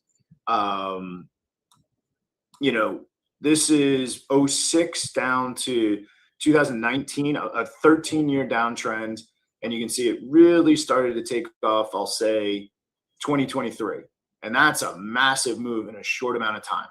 So this is the 10-year yield. They're developing some sort of inflationary problem. The 30-year over there says the same thing, and whereas my USD JPY. So this is the yen, dollar yen, and this is also, you know, a change. We're back here and we're pushing the new highs. Yeah, I'm just showing you what the charts say. For me to opine on Japanese central banks is just beyond my purview. Definitely something going on in Japan. They have a new PM who it's a she, right? Came in with do some things decidedly differently about a year ago, and it seems to be working in terms of getting them out of their not recessionary. It just seems to me if they raise rates, right, that'll probably signal the end of that carry trade, and I think I'm just curious how that might affect the, you know, U.S. equities, the bond market, and so on. Something that's been in play for such a long time, you know, borrowing and selling, and it's just people have made a ton of money from it. So I was just curious about that. The carry trade has been in play for a long time. This I can opine on this right here. This was essentially August of 2024, and I traded through this. And this is when this was someone who was caught off sides. And I'm going to switch over. And so July 11th of 2024 to September, you know, mid-September. I'm just switching over to SPY. And let's go to the same time period, because I remember this because I traded it. And July 16th of 2024 to August 5th of August 24. So basically, when it really got out of control, it impacted our markets pretty sharply. And this was it was being described as at the time of a forced unwind of the carry trade. People borrow in yen and buy assets, and I think they can. I assume this was forced selling somehow tied to the unwind of the carry trade, and that is 565 to 511. That's 8% in a few weeks. That was a pretty severe impact. Yeah. So that's basically the only response I have is if we really have to unwind the carry trade, it's going to be a problem. But the way that we rallied while this was continuing is again, all I know is what the market comments were at the time. Is the weak hands, the most overextended got flushed out, and then the rest was a more orderly unwind.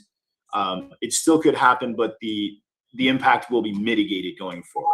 That said, if Japan loses control of, you know, their currency, it'll be a problem. Check.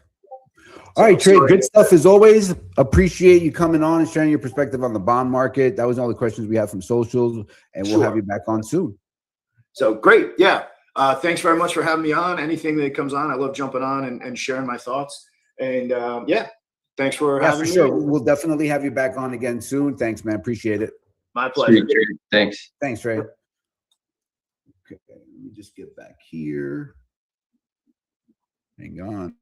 Always fun to have Trey coming on because, God, you know, sometimes we get, I at least for me, I fall into this echo chamber, right, where I'm just kind of, you know, drinking my own Kool-Aid and stuff, and it's always good. And I think it's really important to, you know, listen to other guys, listen to other perspectives, and kind of see what other folks are thinking.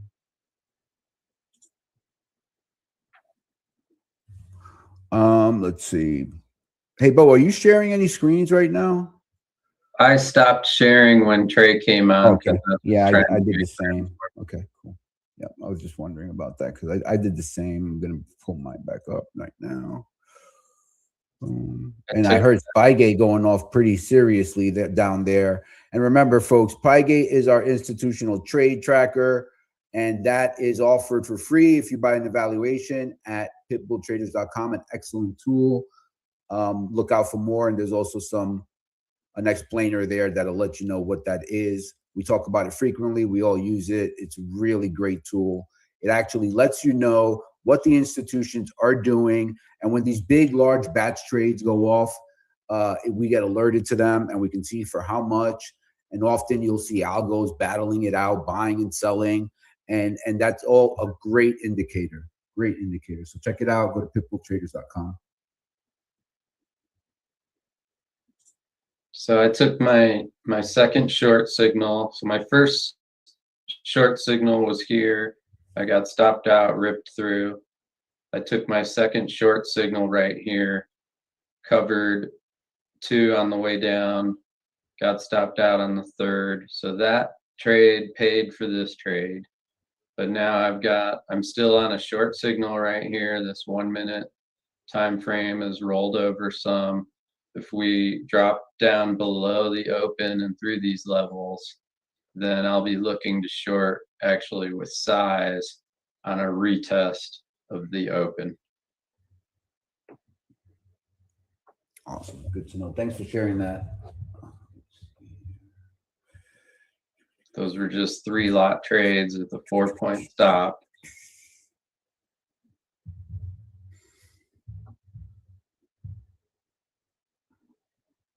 This was actually a pretty good trade as well in terms of a look above and fail, right? Because we printed that. It was a really good squeeze. It came back down into that previous little range and then gave you a nice little spot to short, sort of matching high right there, matching that high right there with a tight stop. So for anyone who caught that, that was a nice entry as well. And then you could have been adding to it if you wanted, but I'm looking more for now this confirmation break back below here and below here. You know, you can easily short it right in here if you want with a stop back above the 79s. And for the folks watching at home, can you give them a breakdown of what time frame you're using, what those moving averages are, and if you could point out the specific prices, that'd be great. Yeah, this is the 1 minute chart on the ES. This is a 13 period SMA look back. It shades red if it's down sloping and green if it's up sloping. So you can see how sometimes it takes a little bit for that to convert over. And this moving average is basically matches the 15-minute chart to the longer moving average. 13 period look back on the 15-minute chart. But what I do is I plot it on my 1 minute so that I can see where it comes in on the 1 minute, which gives a little bit more, I don't know, advanced warning of what that 15-minute moving average might do. And where you might, you know, oftentimes these tests of the 15-minute are really good entries. And when they correspond to the opening price, they can be really good. So, you know, we could come back down here and test the open again and hold, and that could be another great spot to get long, but I don't really like the weakness in NVIDIA, Meta, Microsoft, Tesla. We're starting to get a little pullback in Apple, but Apple's been on a tear this morning. So usually when that's going higher, the rest of them go lower. I'd like to see the advanced declines roll over. And we printed this high here at 11, or, you know, we sort of tested the morning's high and printed 1130 or whatever in advanced declines. I'd like to see them drop back down and actually retest the low of the day in order for this thing to gain some speed to the downside. Check. Okay. Good to know. Thanks for breaking that down for everyone watching. And thanks for giving us those levels as well. Yeah. Sorry, I had to to blow my nose. I won't do that in the office anymore. And, I heard your reaction. I was like, oh man, that was a bad move. That was a bad move. With that said, guys, I'm gonna go just use the bathroom. Oh my god. so, and then this is the other thing I found over the weekend. If people are curious, if you use TradingView, Join us for I just Live from found the this Pit, where we deliver this high-energy shading trading tool where insights. you can Experience live preparation and execution with can real drop trades and actionable different setups. shaded Trade backgrounds smart, not based impulsively. on Expect 3 precision and different discipline sort in of every sessions move. that this guy Watch the created. charts, So feel the momentum, and make informed what I've decisions. done is sort Join of us daily at shaded 9 a.m. this. and So become this a was the confident open trader right here, without the noise. where this color Subscribe to turns to Pitbull this Traders color. on YouTube and I've shaded this to remind myself, or to try to remind myself, to try to wait, to give the market some time to show me how strong the buying or selling might be. And then when I get into this black area, this is kind of like my window to try to take entries on, right? So I'm kind of clear to trade right here.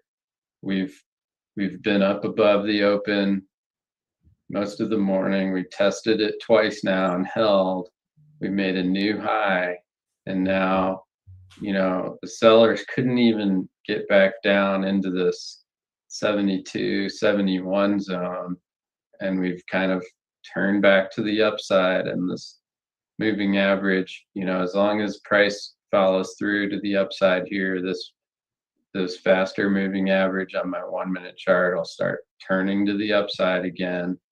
And if it does, then I'll be looking to buy pullbacks to that moving average with a tight stop, depending on how you want to define that. So when all 3 of my biases kind of align, then I'll take bigger size on that trade. So if we get now, you know, I'd like to see a little more of a violation right into the 81.5, and then some kind of pullback down in here.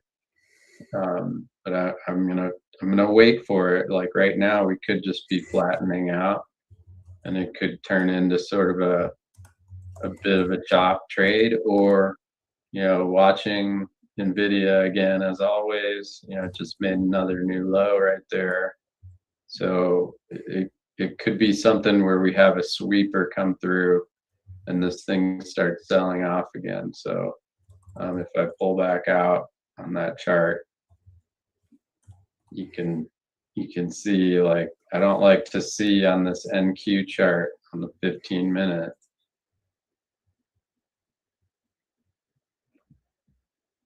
I don't like to see a big outside candle here and then have it reverse like this. I mean, as long as it holds, it's fine, but it could also just be setting up to sweep back down through the lows. This yellow box that I use on my charts is the ATR. It represents the 5-day ATR on NQ right now. So you can see it easily if you take this, move it up to the overnight low. Look at how perfectly the NQ just fulfilled its 5-day ATR. Okay, so again, oftentimes when we see things trading like sort of the quote unquote the way they should, that's a great spot that you might see this thing reverse. And if we have no additional catalysts on the day to really expand out the ATR, then, you know, you can just see us come back into this range. And that's, you know, if the overnight price action even matters. If you think that the overnight, you know, like if they ignore the overnight price action, and this right here is our low of the day from this first candle, then you can move that up like this. And when calculating where that ATR move would come in, you know, then we might be able to print up to 375 on NQ as our high. So if you were long here, you know, to me, that's how you might help determine, well, just how much should I be trying to hold my runner? Well, they ignore that, all that move overnight, then yeah, maybe we print up in there. If the overnight action kind of is meaningful, then maybe we've fulfilled our range for the day, and this could just get sort of quiet and choppy the rest of the day. Yep. So quick read on the internals. We are almost 2-to-1 positive on the NYSE, almost 2-to-1 positive on the NASDAQ. VIX gap down, held its gap. It's just chopping around at 1739. Oil's coming off from that 110 high. It's now down 101.64. Gosh, I got to get better at trading oil, man. That thing moves. That puppy moves. Let's see, what else am I noticing here? Russell's still bid. Everything's like the equities are bid. Apple slightly down, Microsoft slightly down, Tesla slightly down, Nvidia slightly down. Bitcoin is bid up 1.5%, trading 81,640. Financials bid, tech is bid. So, yep, that's a pretty good perspective on what's going on in the broader market. Let's see.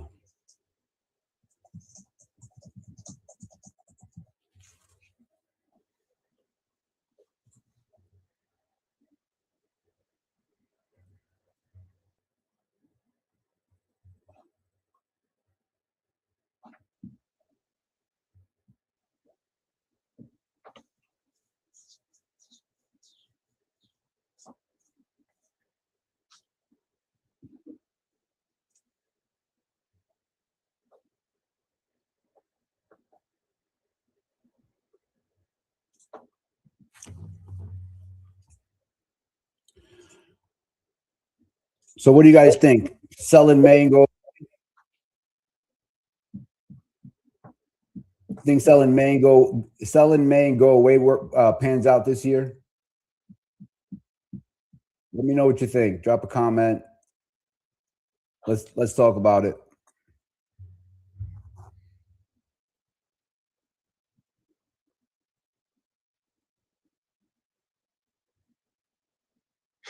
Right.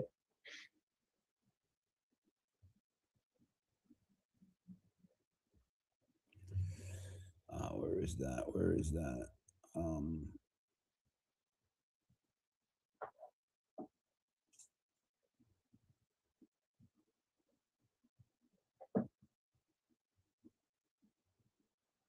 Easy Money says, when did that work? When did that last work? Oh, well, you know what? Let's check it out. Why not, right?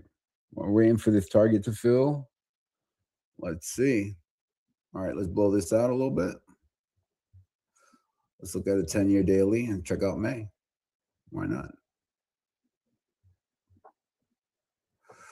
All right, so let's see. May, we're in May right now. Bid as hell. All right, so this was May last year, and we were rallying. Selling May came early. Nope, it didn't work last year. Let's see here. Nope, May was rallying. But look at this, though. Interestingly enough, right? We did get this fade right here. Is that May? Yeah, that was May. So one thing I've noticed is that the sell in May is typically like later in the back half of the month. Personally, I think we're going to see some type of distribution in May. Like, I'm not saying that it's going to be a big sell or anything like that, but I think the way we'll materialize is, probably, a high will be put in, and certainly retesting it a couple of times, but we might just chop and go sideways, something like what we did here, right? But it looks like it came early there, but we did go in the last 2 weeks. Look at this right here. Wait, it's right here.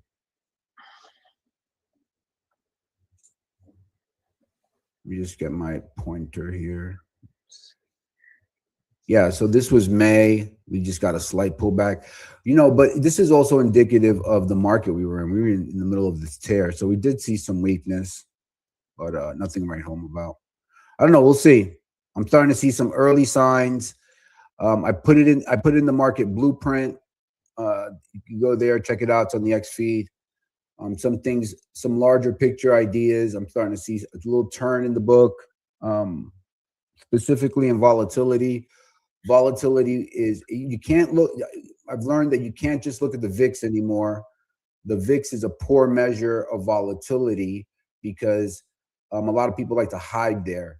So if you're anticipating volatility and you bid the VIX, a lot of people are going to know it's going to bid the price up. But a better barometer for that is where the volatility is being priced in the options. And for that, we use Vega, we use Vanna, and there's been an uptick, no question about it. There's certainly been an uptick in volatility. All right, so coming into that first target, 85.50, that's probably, it should be 10 points, but that's the one. That's probably 10 points on that contract. Let's see if we can get the fill. I hate being that close to the high. I should probably just peel it off here, but I'm just going to let it work. Just going to let it work. Let's see. One of the sweet things that happened today was while I was streaming, I didn't have the chart up, but the algo executed a trade for me for $400, so that's nice. That's nice. And if you guys want to know more about that, go to pitbulltraders.com or send me an email, manny@pitbulltraders.com. Hit me up on X @manny_trends. All right, come on, film me. Let's go, baby. Let's go. It's always that last tick, dude. It's always that last tick.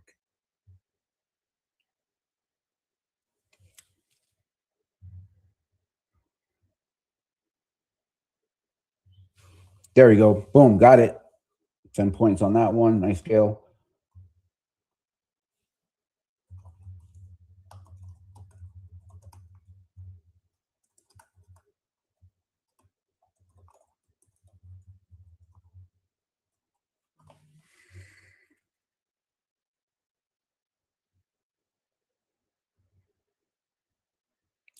Peeling some off, and if you're one of if for those of you that are in a funding program, this is where you'd be locking in some of those gains to stay within your daily within your target limit, right? But we want to peel some off as we go. Again, I think it's a big mistake to try to pass an evaluation in one try. Take your base hits before you know it, you're there. Consistency over home runs is the name of the game.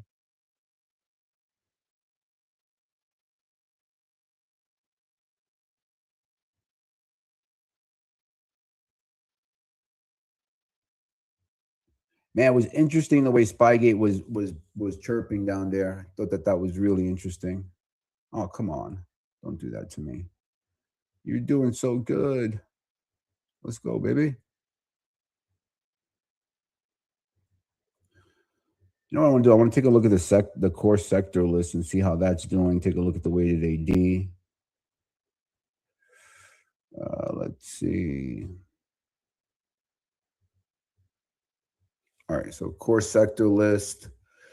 We have infotech, healthcare, consumer discretionary, financials, industrials, consumer staples, and materials, all bid. Comms, real estate, utilities, and energy lower. Weighted AD is sloping up above the zero line, and it's confirmed with the AD as well. So it's all in unison.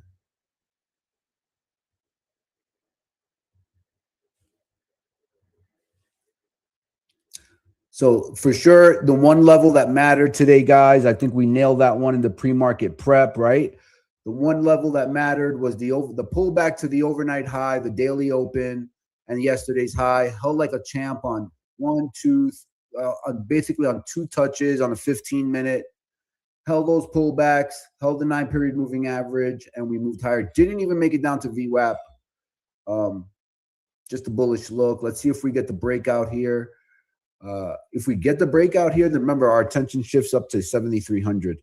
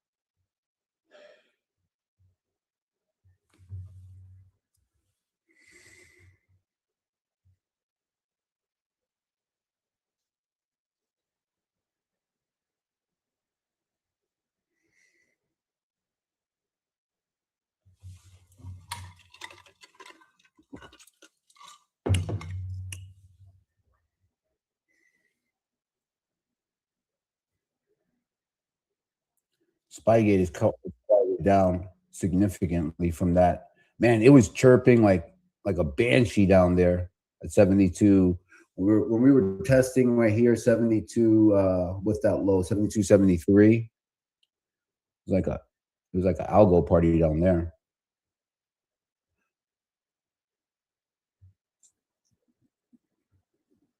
That was in the middle of Trey's talk, so it was hard for me to interrupt him. I didn't want to interrupt him. Here's my long signal setup. So looking to buy at 82.25. I kind of missed that while I was gone, but let's see if I can get it anyways. 82.25 bid.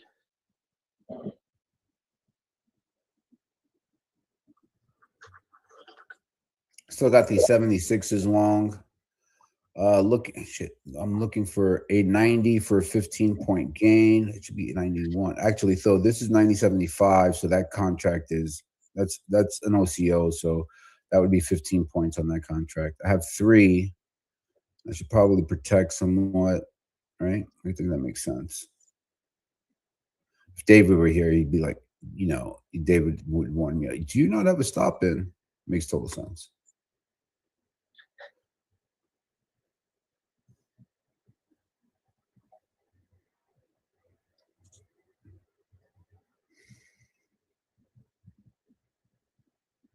Let's go ahead and protect some here in case we get pulled back.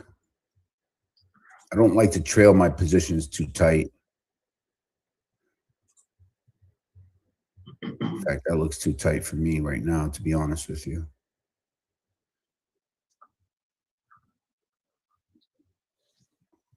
Seeing a little bit of a bid come back into NVIDIA.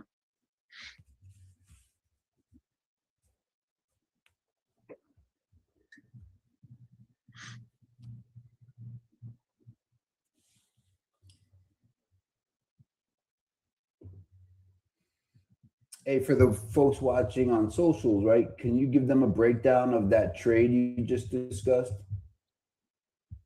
That pullback you ready? I think you said 82s. 82.25. So this is kind of what I like to do, guys, is when the moving average slopes up like this, I wait for the pullback for price to touch the moving average, and then I look to try to buy a retest of that level. And if there's sellers down here, then I'll just get ripped right through. It'll come down, fill me, and it'll just take my stop, right? But if there's not real sellers down here, then sometimes you'll get maybe a few ticks probe down into this level. But then if it rejects and goes higher, then you're looking for obviously that bigger move back to the all-time highs and above. So I kind of missed it partly because I was in the bathroom. I'm not sure if I would get filled, if I would have gotten filled on this. Sometimes it's like being a manual push button trader, you don't get the fill because you're just a little too slow, you know?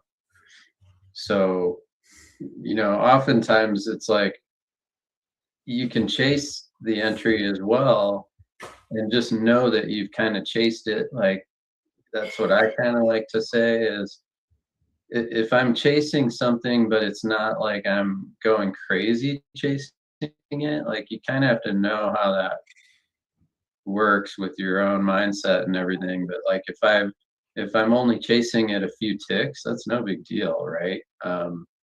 It's still, here's a definitive reclaim of this moving average with a nice little uptrend here and a pullback. And so that's still basically giving you like a little pivot point there that it should hold if price is going to move higher. So I have not canceled my bid. I think that the signal is still valid because sometimes, you know, you get filled on your first offer and then it'll sometimes come down and give you another chance to get in and then it'll go. You know, it doesn't always just go perfectly. I don't mind trying to buy it again here as long as I'm seeing, you know, NVIDIA stay a little bid. Advanced declines look like they might want to take out their highs.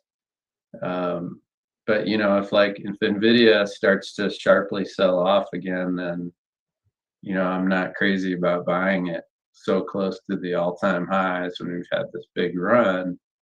You know, from a risk reward perspective, it's tricky up here, right? Yeah, so interestingly enough, and I just heard you. I stepped out to I used the bathroom. You know, I don't like it's. You're right. Being a push button trader, you know, what do you consider like a chase?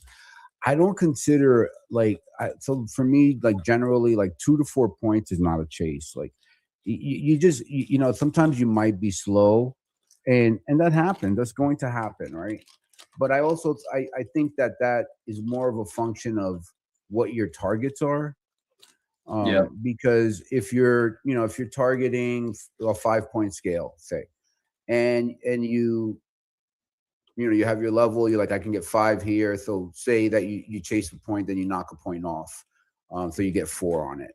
Right. But yeah, it's tough though. I agree with you. It's like, you know, it's a stigma that's bad. Don't chase. But you know, sometimes you just can't catch the move. You know, it's just like, do you just miss out on a, you know, 5 or 10 point trade for you know, a point or two, like that's considered a chase? I think they're still meeting those bones. Is, you know, I think it's just more about the management. But I agree with you. Yeah, it's a good call. It's hard. It's hard. It is. It's not easy at all.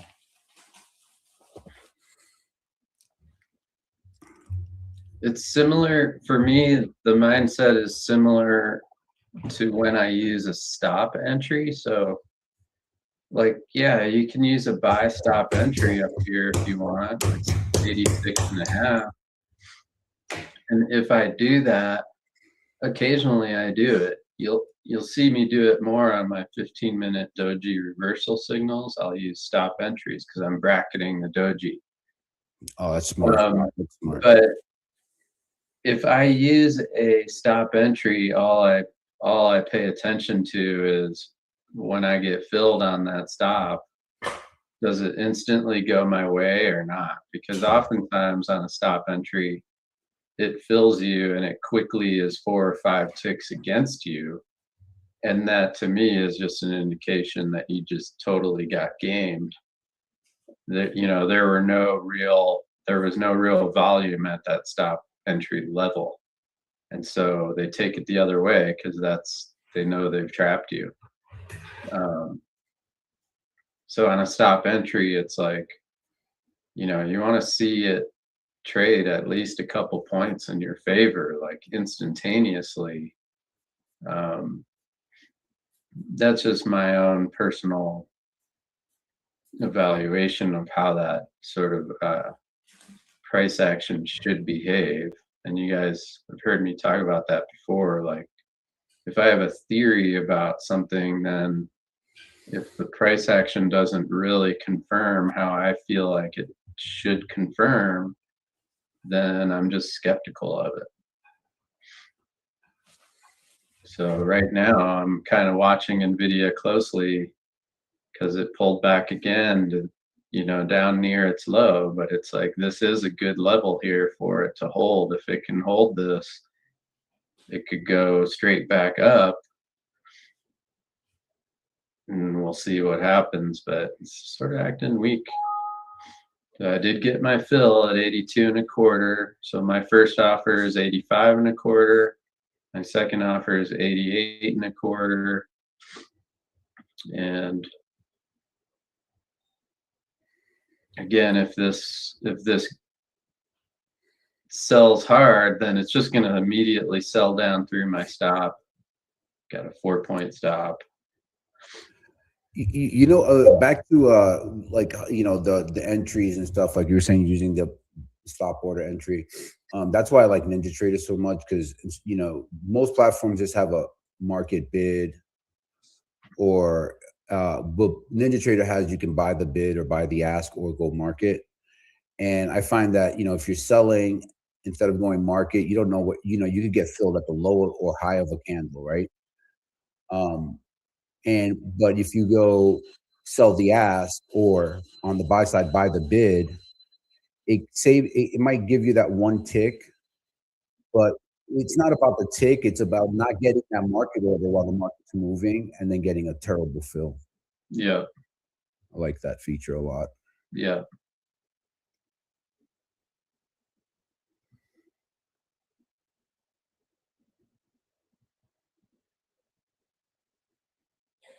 And I'm just thinking of it in reverse, right? Like if you were trying to short the breakdown of that level at 82, right? And it only goes 3 ticks in your favor, and now it's kind of reclaiming the center of this range. They know that the liquidity is above in terms of those buy stops, right? So, you know, if you were shorting it at 82 or 81 and 3/4, it's like you just want to be careful there, because, and don't be stubborn about your short, because now it can just rip straight back up and through, because it's trapped. You know, so far there were no real sellers that came in below that level. Yeah, good point. And so for me, it's like I'm just trying to capture 3 points on the first target. And so from a similar perspective, it's like now that it's kind of recaptured up into that range, I mean, it should be not that hard to get 3 points, right? In a bullish market, on a pullback, in an uptrend, you know, right? So like same kind of thing. I'm sitting here watching this going, yeah, like if I don't get that first offer pretty quickly, then I'm skeptical. You know, I'm kind of watching it closely, because it's like you can easily scratch a trade sometimes, just because it's like, you know, look, we've come a long way. So, I mean, do I still keep trying to buy this market? I mean, right now, YM and RTY are showing signs of a little pullback right here. Advanced declines did not make a new high right there. Now, whether they pull back or not, we'll see. So I don't know. I don't know if this trade might just break right down, and, you know, 80 and a quarter could now be my level to get out, because if it does now break this 81 and a quarter, you know, they could sweep it hard down to the downside. But I'll give it another minute or so. I'd like to see how Nvidia trades.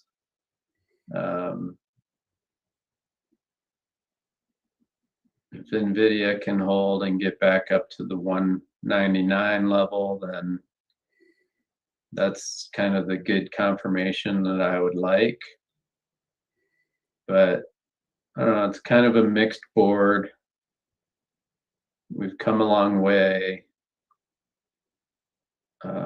It wouldn't surprise me at all to just sweep back down to the open and trap everyone long and take some profit. And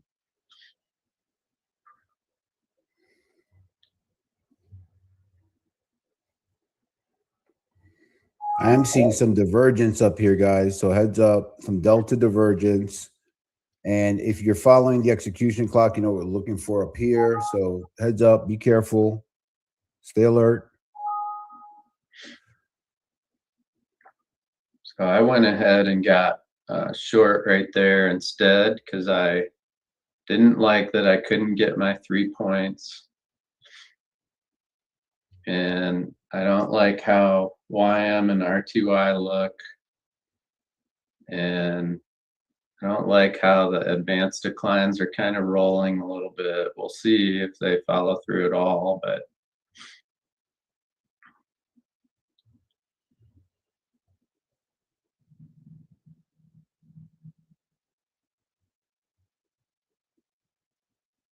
usually when I flip, it's not a good sign, but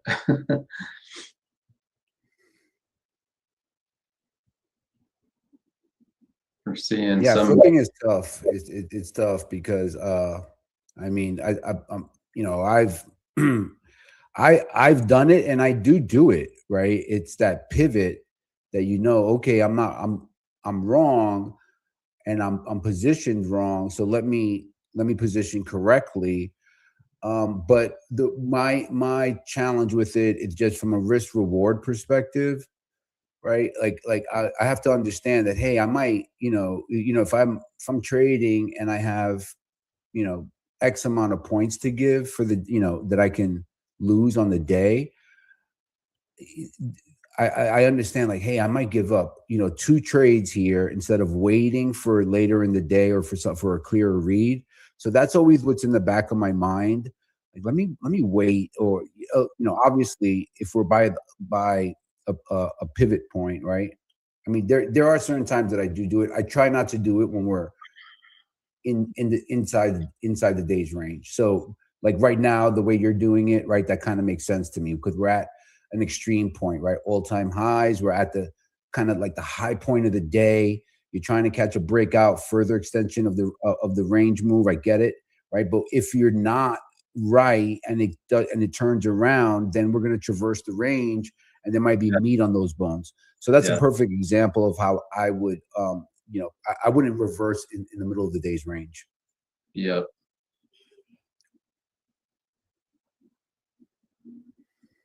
I'm just managing these ATAs here, 2 long positions.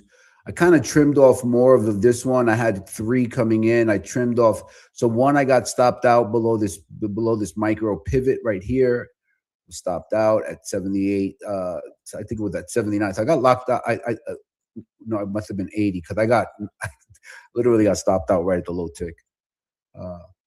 Trailed it too tight just after I said I don't like to trade that tight, but the divergence that I saw delta divergence with only 4 contracts came off at the high.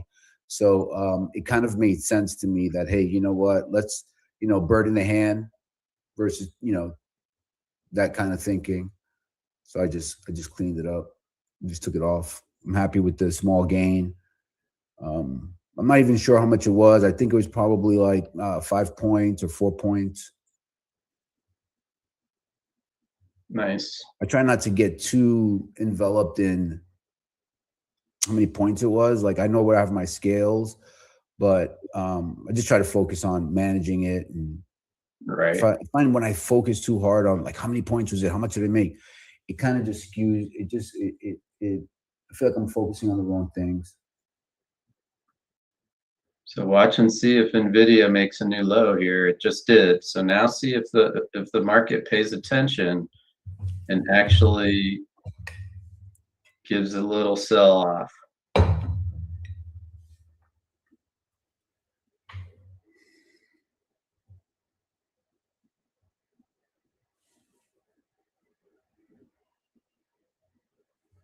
So my first, I'm short 80.5, so that's not great. My first target is 77.5 and then 74.5.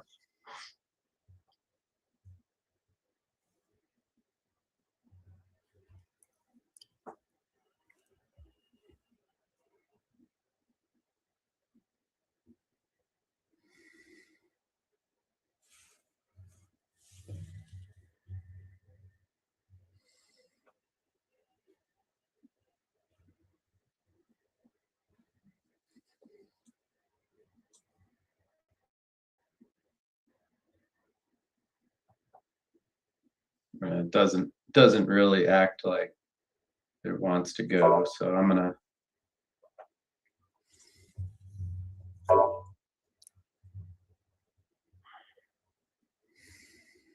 cover some here just in case.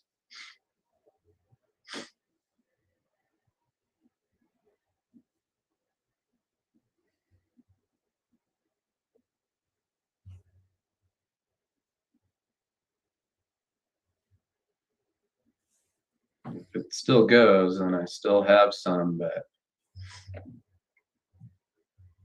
it Hang didn't. tight. Did you close it? I think we're seeing some divergence here. You can see that. You see that on my screen in that upper left-hand corner, the red and blue meter right here. Uh-huh. I want you guys to use that, right? So what this is telling me, especially the right column, right? So let me highlight it so you guys know what you're looking at, okay? The reason why I'm sharing this right here, especially this right column, is because that's the divergence between the orders that are being stacked in the book. So right now, if it's more red, we're seeing more offers being replenished. So they're selling it and then they're stacking more offers on top of that. So right now we're trading 82.50, 82 quarter, and they're continue to stack offers at 82.50, 82.75, 83. Now they just shifted, right? So that's the divergence between where the orders are being stacked. So right now it's going to be, if it's red, it's going to be harder to go higher because more orders are in the way. And then the left column is the actual orders that are going through. So this is you can't, so don't try to watch it all day long, but instead I use it at entry. So if I'm looking to enter, I want to be on the right side. If I'm looking to enter, I want it long, I want it to be more blue, and so forth. If I'm looking short, I want it to be red. Nice. Just so that I can get on the right side of things. Nice. So yeah, I'm watching the YM is testing its open here. So if the YM can break hard and NVIDIA keeps going lower, then this trade could still work. But now I'm back to my sort of scratch point. And it's like, do I scratch it? I'm going to give it a few more seconds here, see if I can get a little sweeper or not.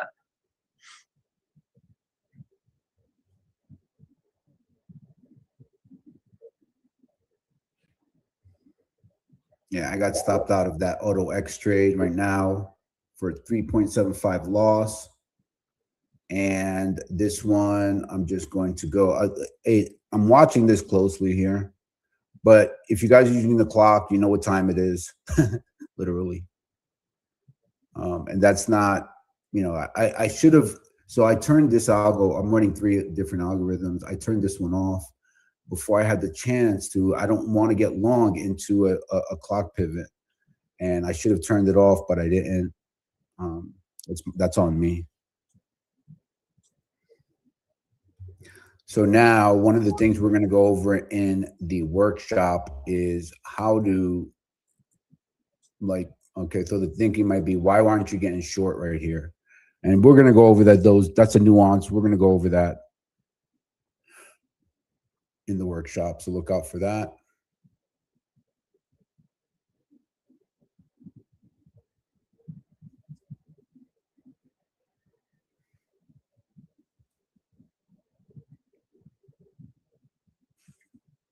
God, I got to blow my nose again. Hang tight, guys.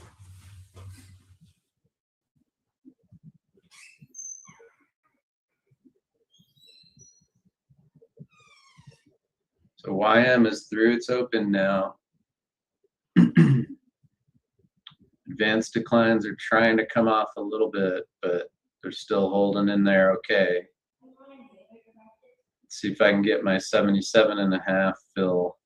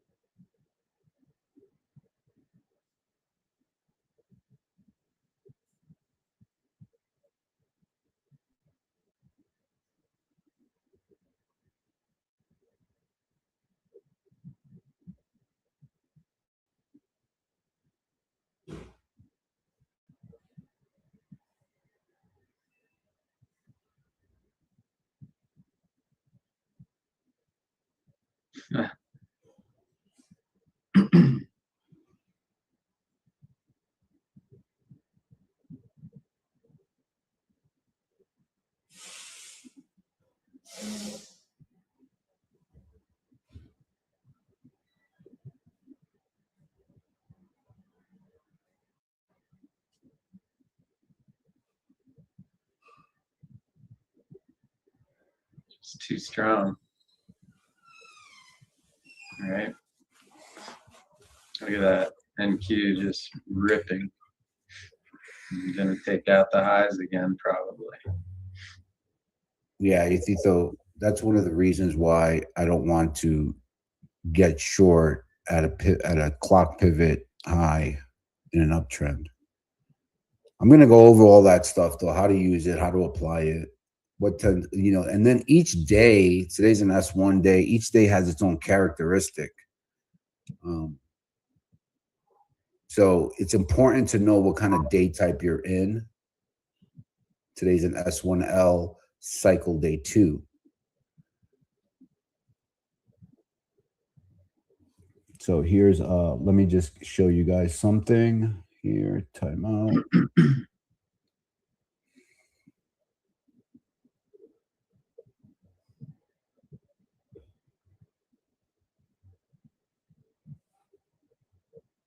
See if I can pull it up here.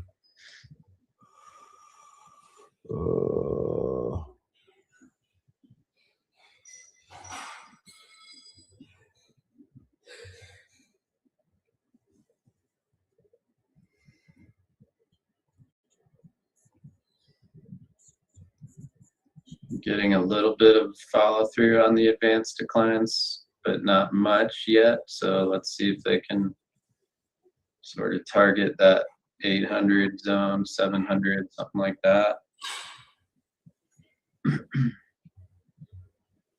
Again, if there's any real selling right here, it should come down and fill me at the 77.5, but with NVIDIA trying to go bid, then they could just be on a rotation.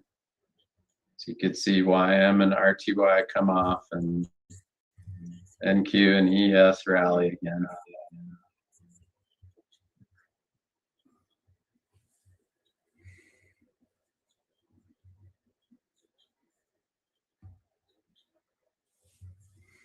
That's the audio wasn't, so pardon me.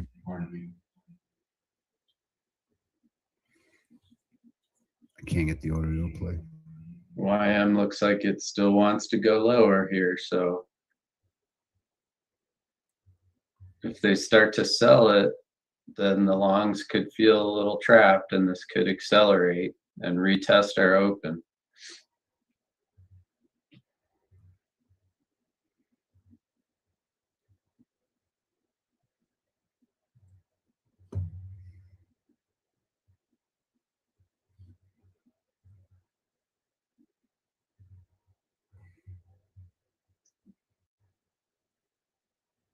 And there goes NQ to new high. So the rotation continues probably. I don't know.